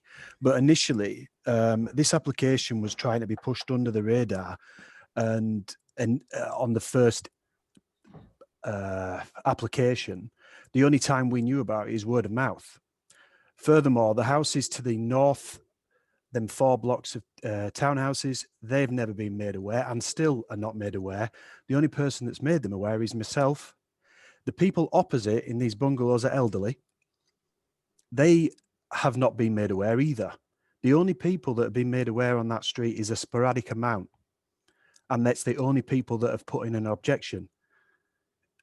You know, I could go across all the comments that we've done backwards and forwards, but what we feel is the antisocial behaviour aspect of it, the noise increase, the possible crime implications, and I'm not saying in any shape or form that there's going to be anything from that, but there is a possibility, and I do apologise for the noise, but I am at work. It does state that it's 8 to 18 years old, and we have all done our research on the street, and we know that that's not going to be the case. This house is designed to house people of an age that can't live on their own or are going to. So it's going to be from the age of 14, 15 upwards, not 8. And I'll just read out some comments that I've had from the residents around, which is a lot of them have been stressing about this going ahead, loss of sleep, the possibility of not being able to sell their properties, because legally now, if you were to put your house on the market in that area, if anybody asks the question, you are obliged to tell them. And if they're obliged to tell somebody they live close to a children's home, it's going to have a negative impact on their cost. I know that I've been told in the past that you can't comment on that because that doesn't have any bearing on planning, but it's got to have a bearing on somebody's life when they're coming to move out. You know, the house is up, the house is on the south. You know, if somebody comes to buy their property and think, no, I don't want to live near a children's home, they're going to have to reduce the value of their property. It's going to have a negative impact on them. And we all feel that if there is better suited places for a children's home. This children's home would never be put in a place like Old Woodley because they carry more clout than we do. It's been put in an area because, you know, just to finalise, I just think that if this is pushed through, we all feel that the council has failed the local residents, especially when it comes to not letting all the local residents know. And we can't trust a company that have clearly stated that they've sent letters to all the residents when that's certainly not true. Thank you. Thank you very much, Daniel, and for staying within your speaking time as well. Thank you. I'm now going to invite members of the panel to ask you any questions on the basis of what you've just said. Yep. So, Councillor Ray, do you have a question for Daniel? No, Chair. Councillor Stevenson? No, Chair. Councillor Reagan? No, Chair. Councillor Heselwood? No, Chair. Councillor Hamilton? No, Chair. Councillor Brooks? No, Chair. And Councillor Anderson, do you have any questions? No, Chair. Okay, so thank you very much indeed for that. And we now have Sam Deacon, the applicant's agent. Sam, are you with us this afternoon? I am, Chair. Yes. Oh, that's good. And we can hear you loud and clearly. So you'd like to speak in support of the application. And of course, you also have up to 4 minutes to do that. So if you'd like to start whenever you're ready. Thank you very much. Good afternoon, Chair and members. As introduced, my name is Sam Deegan. I'm the agent acting on behalf of the Cambion Group, who are seeking to obtain permission to change the use of 68 Billingborg Drive to a care home for up to 3 children. The Cambion Group have provided specialist residential care for children for more than 15 years. The purpose of this small specialist care home proposed at Billingborg Drive is to create a safe, nurturing environment akin to a family home. This home provides the perfect environment to support these children. I must stress that this home is a replacement home, not an additional home. The children are already residing in a home in Wortley and would be, subject to a permission being granted, moved to this property. I understand the resident, Mr. Lofthouse, has concern that this is not a suitable location for a children's home, but this home has been carefully chosen by Cambion due to its location, level of privacy and size. The process of identifying a new, or in this case, replacement home for the children that fall under the care of my client is lengthy. My client has gone through the necessary risk assessment and safeguarding protocols expected of the regulators Ofsted and are satisfied that Billingborg Drive is an appropriate location and home to relocate these children currently living at the existing home in Wortley. The house is detached. It benefits from substantial bordering and gardens. It has fencing and shrubbery outlining its boundary, providing the children with a high level of privacy, enhancing their feeling of being safe from the outside world. The property also benefits from ample off-street parking, with sufficient space for the carers to park their car. The risk assessment process also considers the proximity of other children's homes in the area. Those identified offer a completely different type of care to that proposed at Billingborg Drive, each responding to the acute and varied needs of so many vulnerable children in our communities. Having conducted significant due diligence, my client is now in a difficult position as the lease on the home in Wortley ends in September, and there is no option to renew. So the window of opportunity to find an alternative home for the children has closed. Whilst I appreciate that this isn't a reason to progress the application, it is an accurate picture of my client's current situation. If this application isn't approved, my client will have to work with the council's children's services team to find temporary accommodation for these children. The impact of this would be threefold. The children will have a break in their care, and the prospect of another move will be unsettling for the children who have experienced significant adverse childhood trauma. Secondly, this will put pressure on the council's resources as the children will return to the care of the council's children's services team. And finally, the staff who currently work in the existing home will lose their jobs. The officer report also makes reference to some local objections. 2 of these are from residents who live on Summerdale's Close. It's unclear how these people will be affected by the proposal. It is disappointing that some people view homes of this type and the children that depend on these services in such a way. There is absolutely no evidence to suggest that the home will result in adverse and excessive noise and disturbance. It is a requirement of the regulator for my client to forge a good working relationship with local police. This relationship protects the children and the safe operation of the home. It is not within the remit of the planning system to manage the operational running of care homes. This is covered by other legislation and the regulator, Ofsted. The report prepared by a professional planning officer confirms that the proposal is fully compliant with local policy, is acceptable in highway terms, and will not result in undue amenity impacts on neighbours. I therefore respectfully request that you support your officer's recommendation and approve this application so that the children can be relocated to Billingbourne Drive and their care can continue. Thank you for your time. Thank you very much as well. And I'm going to invite questions, but first I do have one myself. You'll note from the officer's report that Leeds City Council Children's Services don't entirely align with your views in terms of the desirability of a home in that area. And they're arguing that due to proximity of Leeds City Council children's homes and current existing private provision, supporting children with similar needs within the immediate communities of LS13, Leeds Children's Services would not support establishing further children's home at this location. What would your response be to that? Yeah, I have a response to that. As part of the risk assessment that my clients had to undertake, as I said in my presentation, they had to identify nearby homes. The 2 nearest homes are St Catherine's Children's Home, which is located 0.5 metre, half a mile away from this property. It is a secure provision, so there the children do not have access to the community based on the individual needs of those children. So a different care facility entirely.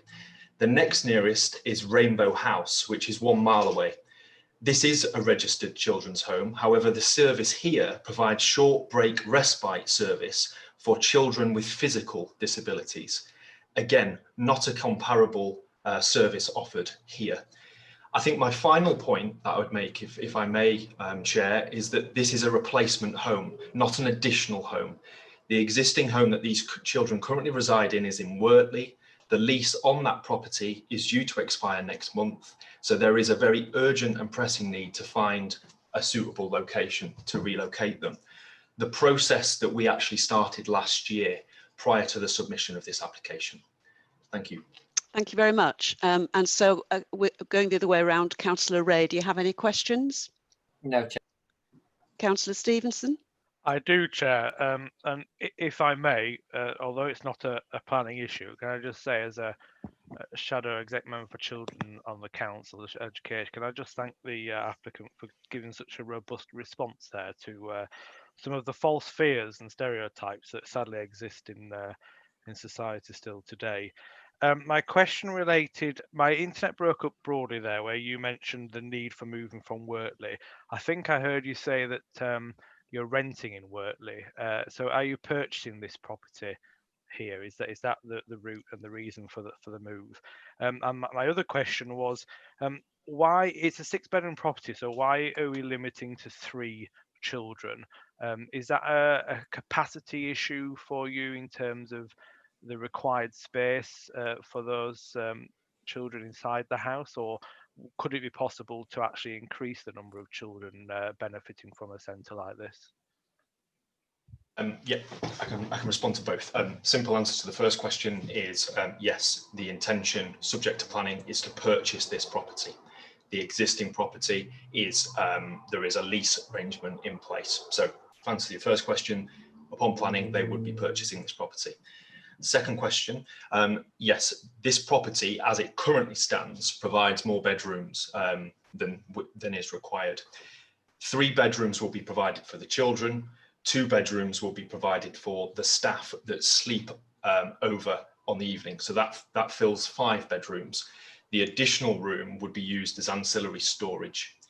There is absolutely no intention under this current application for there to be any more than 3 children. There is only a requirement for 3, given that there are currently 3 residing in the existing property that they're relocating from. Thank you. Thank you. Is that okay, Councillor Stevenson? Can we move on? Yes, perfect. Thank you. Councillor Reagan, do you have a question? I don't, Chair. No, no question. Councillor Heselwood? No, not from me. Thank you. Councillor Hamilton? No question, Chair, but I just wanted to know, was anybody here from Children's Services, you know, with regards to them putting in the objection? It's a good question. Especially at this moment in time, you know, with regards to budget, etc. Yes, it's a good question, and I did ask for a Children's Services officer. Steve, were we successful in locating one? I'm just checking, Chair, because we had Hannah or Joel, so I'm just scrolling up the screen. Oh, wait, Joel's down on the list, so is Joel here? We're just trying to get hold of him now. I'm just going to try and call him, Chair. Okay, well, we'll carry on with the questions, Councillor Hamilton, and then when Joel comes back, you might want to ask him a question. Councillor Brooks. No questions, Chair. Thank you. Councillor Anderson. Yes, just one, Chair. Just can you clarify the point that the resident made about the lack of public consultation? I note that the planning application was validated on the 16th of March, around about when lockdown was beginning to, and COVID was beginning to take effect. But you must have made your mind up beforehand. Can you explain what your consultation has been, and if it hasn't been trying to explain to residents that they've got the wrong, you know, that they've got a false view of the types of people that will be going in there, you know, just the logic behind what you've done? Yes, of course, Councillor Anderson. I just must point out that when we submitted this, prior to submitting this application, we sent letters. This was letters sent on behalf of our client to the immediate neighbours. So neighbours that domestic boundaries border this property.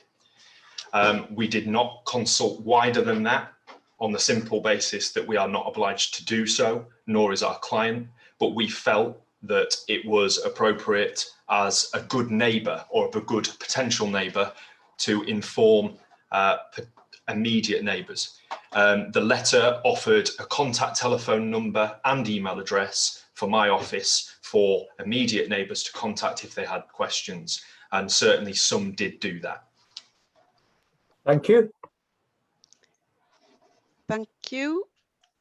So we'll move on to questions to officers, please. Councillor Ray?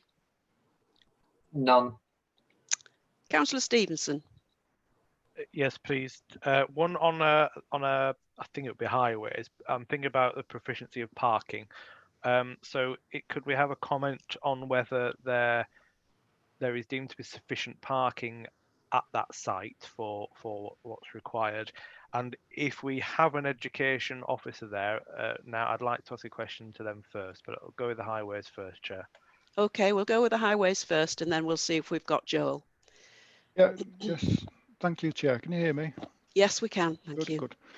Yeah, well, this is the useful image that's on screen at the moment, because you can clearly see there's 2 cars parked on the site, but also to the left in front of the house there's an area there where there's 2 sort of paler patches on the tarmac where 2 further cars can park. So you can get 4 cars parked and able to manoeuvre independently on the site. Now, we've heard that there'll be a maximum number of 3 staff. So even with the 3 staff, it does give an extra space for, you know, any visitors, whether it's a healthcare visitor or a tradesman or a family member visiting. And then actually quite a spacious drive for very short ad hoc visits. So yes, we're confident that there should be no reason to expect any overspill parking out onto the street from this proposal. Thank you. Thank you, Andy. Do we have Joel with us yet, Andy? No, I've Chair. just sent- I've just spoken to Joel Hannah, and he said it's not actually himself that's coming on; it's one of his colleagues, and he's just trying to get hold of her. Okay. I've been unable to get hold of her. Okay, we'll proceed and come back to it at the end. Right. Can I come back to that then, You Chair, can. if he comes? Thank you. You can, indeed. Councillor Reagan? No questions, Chair. Thank you. Councillor Heselwood? No, not from me, Chair, thank you. Councillor Hamilton? No question, Chair. It does, Chair, can I just say, it doesn't matter if children's services can't come in, but I just wanted to know, you know, why, you know, because I've just heard that the other children homes are completely different. Yes. You know, so anyway, I'll do it in comments. Fair point. Councillor Brooks? No questions, Chair. Councillor Anderson? I did have one on paragraph 7.3, but if there's no officers present, then it can't be asked. Okay. Well, we might find one arrives during the comments if we're making having a debate. Councillor Ray, we're on to comments now. Do you have any comments you'd like to make? You know, there clearly is no planning reason for this not to go ahead, and you know, actually providing a provision for people that are looking to move into normal residential situations in a residential area seems a fit and appropriate use of a property like this. And you know, I think we do need to, on planning reasons, I'll be supporting this, but I think just on a moral reason, we do need to be doing our best to dispel some of these ideas that some of these young people who need support are somehow going to terrorise communities, because it's absolute rubbish. Thank you, Councillor Ray. Very clear. Councillor Stevenson. Yeah, I couldn't put that any better myself, Councillor Ray. I endorse that comment. I'm fully supportive of this application, Chair. The only slight amendment I would think is, as I say, I don't really see this as a planning matter, but the whole application really in that respect, other than the change of use. I don't see any of the other concerns that have been brought to us for consideration as being a planning matter. But I just wonder, we mentioned a set condition attached to limit the number for 3, and I'm actually wondering whether that's required. I think in terms of Ofsted inspections and all the other regulations around children's homes, that in terms of sufficient space for the children's needs, that is dealt with by other regulations. And I'm not actually sure whether we need to enforce that planning regulation to restrict it at 3. I think it would be very unreasonable to impose that and have a situation at some point in the future where the needs of that building might change, and we might have to have 4 children there, and they then have to come back and vary it first. And I think, you know, the capacity itself limits the provision there, and I just think it's perhaps unnecessary for us to impose that condition. It's my comment, Chair. Thank you. Councillor Heselwood.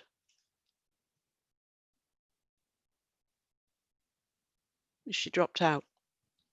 Sorry, apologies. I was just on the agenda. I apologise. I've just flicked back over. No, I have a comment, but no question. Thank you. Okay, Councillor Hamilton, I'll come back to you if, as and when we get an education officer here. Councillor Brooks. In full agreement with Councillor Stevenson. He'll be shocked to hear. Yes. That must be a first time. Yes. Endorse that. Yeah, very good. Councillor Anderson.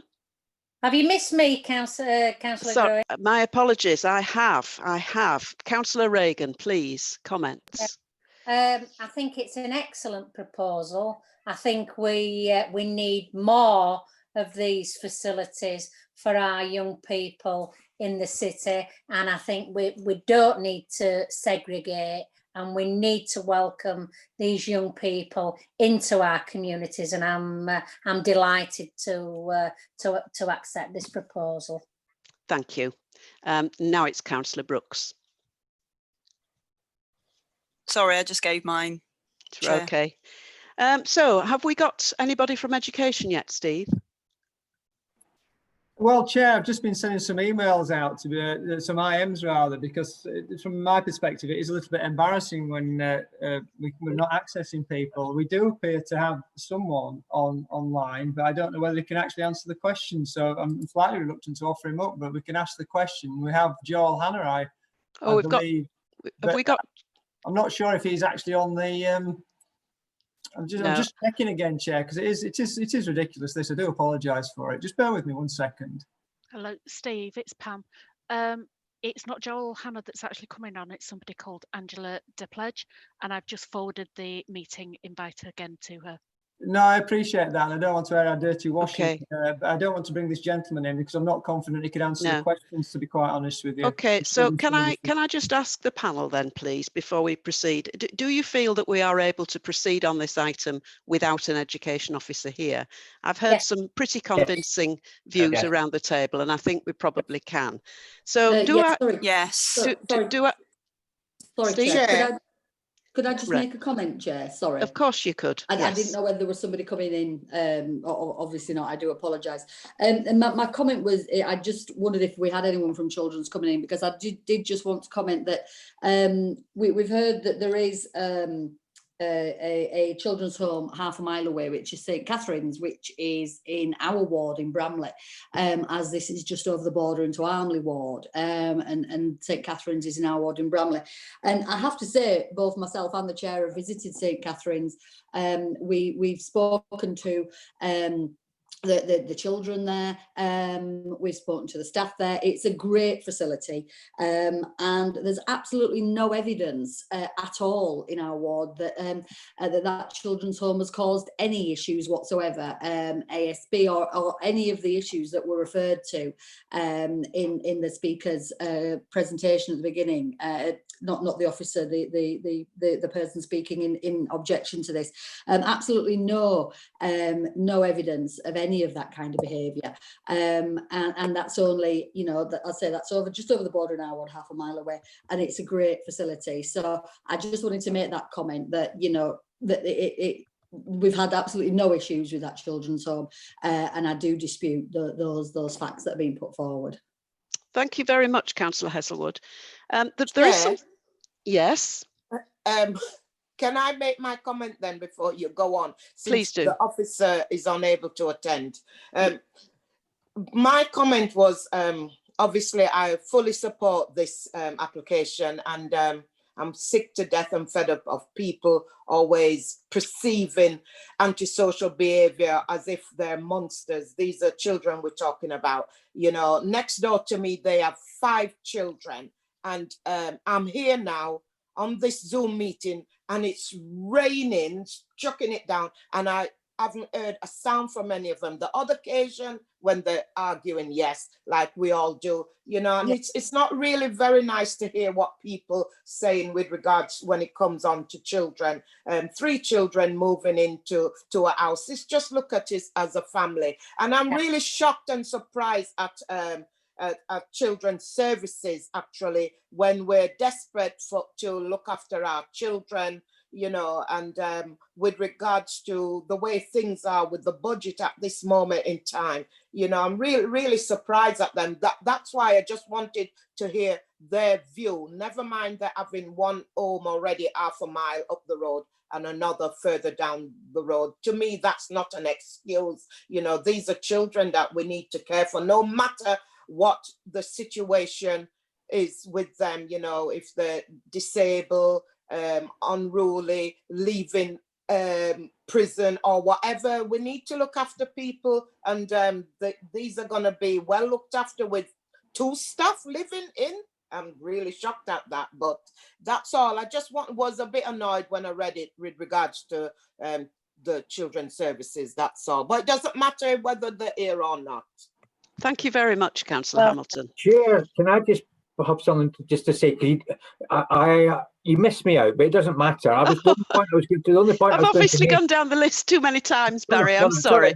The only point I was going to make was to reiterate part of what Councillor Hamilton has just said, that I would have seen one of the roles of children's services was to actually make sure that these stereotypes are not in any way put forward. I would think that their role should be to try and explain to people that that's not the case, rather than what they appear to have said in here. And that's what I wanted to query, was whether or not they would take any action to try and reassure local residents. But I totally support this proposal, and I'm quite happy to suggest that we move forward with the motion and approve the motion. Yeah, thank you very much. Before we do that, though, I'd just like to qualify that, because I am on the Corporate Parenting Committee, as I think Councillor Stevenson also is, and I can honestly say that I believe our children's services stand up for children, and whatever entry they've put into this report will be, I'm sure, based on technical statistics, and I'm sure it will not be about having any concern whatsoever that children would not have a place in a community. I just feel I need to say that, because I'm on a committee that stands up for children, and I see our children's officers standing with them. So I just wanted to qualify that. I wanted Chair, to qualify. could I just jump in very quickly? I might just have a little bit more information to add to that. Okay, thank you. From what I know, it's not a question of it's not simply the fact that they consider there to be too many. I think it's because they would like a more even spread across the district as a whole, rather than having a concentration in one particular ward or area. Joel's just managed to provide some information for us, and apparently in this particular location there are 3 private providers, 3 internal children's homes, plus a number of leaving care providers. So there are obviously a number in the area, but I think their concern is more about trying to get it spread evenly across the district. I just also wanted to ask a quick question about the conditions. One of the members raised a concern that we didn't necessarily need a restriction on the number of residents. We've restricted both the number of staff and the number of residents, sort of based largely on trying to keep the overall population of the house to a minimum, really, trying to keep it as similar as possible to a large family home. We're not wedded to those conditions. I don't think there's particularly a highways reason to have that condition on, especially for the staff numbers, because there would, I think that the accommodation itself will curtail the number of staff that can fit in anyway. So if councillors want us to remove them, I'd welcome the advice on that. Well, can I, Chair, because I was going to suggest an amendment on that we remove conditions 3 and 4. So before we get to the motion, can I table that amendment to remove condition 3 and 4? Can I ask I will second it. general? Okay, so I've got a proposer and a seconder. So we'll go down the list and we'll vote on that amendment first. Okay. Councillor Ray? Agree. Councillor Stevenson? Agree. Councillor Reagan? Agree. Councillor Hesselwood? Agree. Councillor Hamilton? Agree. Councillor Finnegan? Oh, it's not here, is he? Councillor Brooks? In favour. And Councillor Anderson? Agree. Okay, and I agree too. I just did want to clarify something, Steve, please, before we move any further to the proposed. Too as well, Chair, about this condition, because it's raining so heavily here with developers. I'm struggling to hear some of what's being said. I've turned it really loud, but I'd like to hear what that condition actually is going to be changed, because I may have a comment. That's why, please. I think Councillor Stevenson was just wanting to remove those conditions. That's correct, Chair. Can I just chip in, because obviously the building at present is more than big enough for the 3 children, because it has the 5 bedrooms that will be in use with the carers that are there, plus I'll leave one for the storage. But the condition doesn't necessarily mean that they can't come back at a later date and then apply to have that condition either removed or varied if there should be a need. I'm just thinking in terms of offering comfort to the residents that have come along today that are concerned about the premises, that we just retain that element of control, because it doesn't preclude the operator for coming back at a later date, rather than just removing it completely, in which case we wouldn't be able to control that at all. Chair, I did cover that in my comments, but you did. But we have voted now on the amendment. Yes, we have. So that's done. We have. And actually, the provider has been very clear they don't intend to have any more than 3 children in anyway. So I did want to clarify something in the report, though, before we take the final vote on the recommendation. There is reference in the report to 2 children's homes in Bramley which panel refused and which the inspector then approved. And I just want to be absolutely clear with people that the reason the ward councillors, including myself, asked for those houses to come to panel is not because we did not welcome those children in the community. It was because we believed, and we still believe, that the buildings of the houses themselves were unsuitable for that use. They were back-to-backs, very, very, very small, straight out onto the street with absolutely no boundary and no garden. And it was for that reason we felt they were unsuitable for children's homes. It was not to do with any reason of not wishing to have those children living in our community. And as my colleague, Councillor Heselwood, has just said, we do have 2 children's homes in Bramley. We visit them regularly and they cause the neighbours absolutely no problem. I just wanted to clarify that. So can I have a proposer now, please, for the recommendation? I'll propose a recommendation, Chair. And Thank I'm you. happy to second, Chair. Thank you very much for that. So we'll go down the list, and if you could indicate which way you're voting, please. Councillor Ray.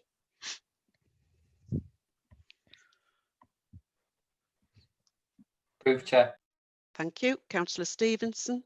Delighted at my political union here, and delighted to approve, Chair. Councillor Reagan. I agree with the proposal, but it's going to be the first and last time, Ryan. So, Councillor Heselwood. Yeah, I believe Glasnost has broken out here, but yes, I agree with my colleagues in favour. Councillor Hamilton. Agree, agreed, Chair. Councillor Brooks. In favour, Chair. Councillor Anderson. Approve. And I also approve. So that is a unanimous outcome. Do you want to confirm that for me, please, Andy?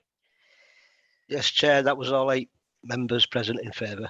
So that is unanimously approved. Thank you very much, members. Steve, would you like to sum up?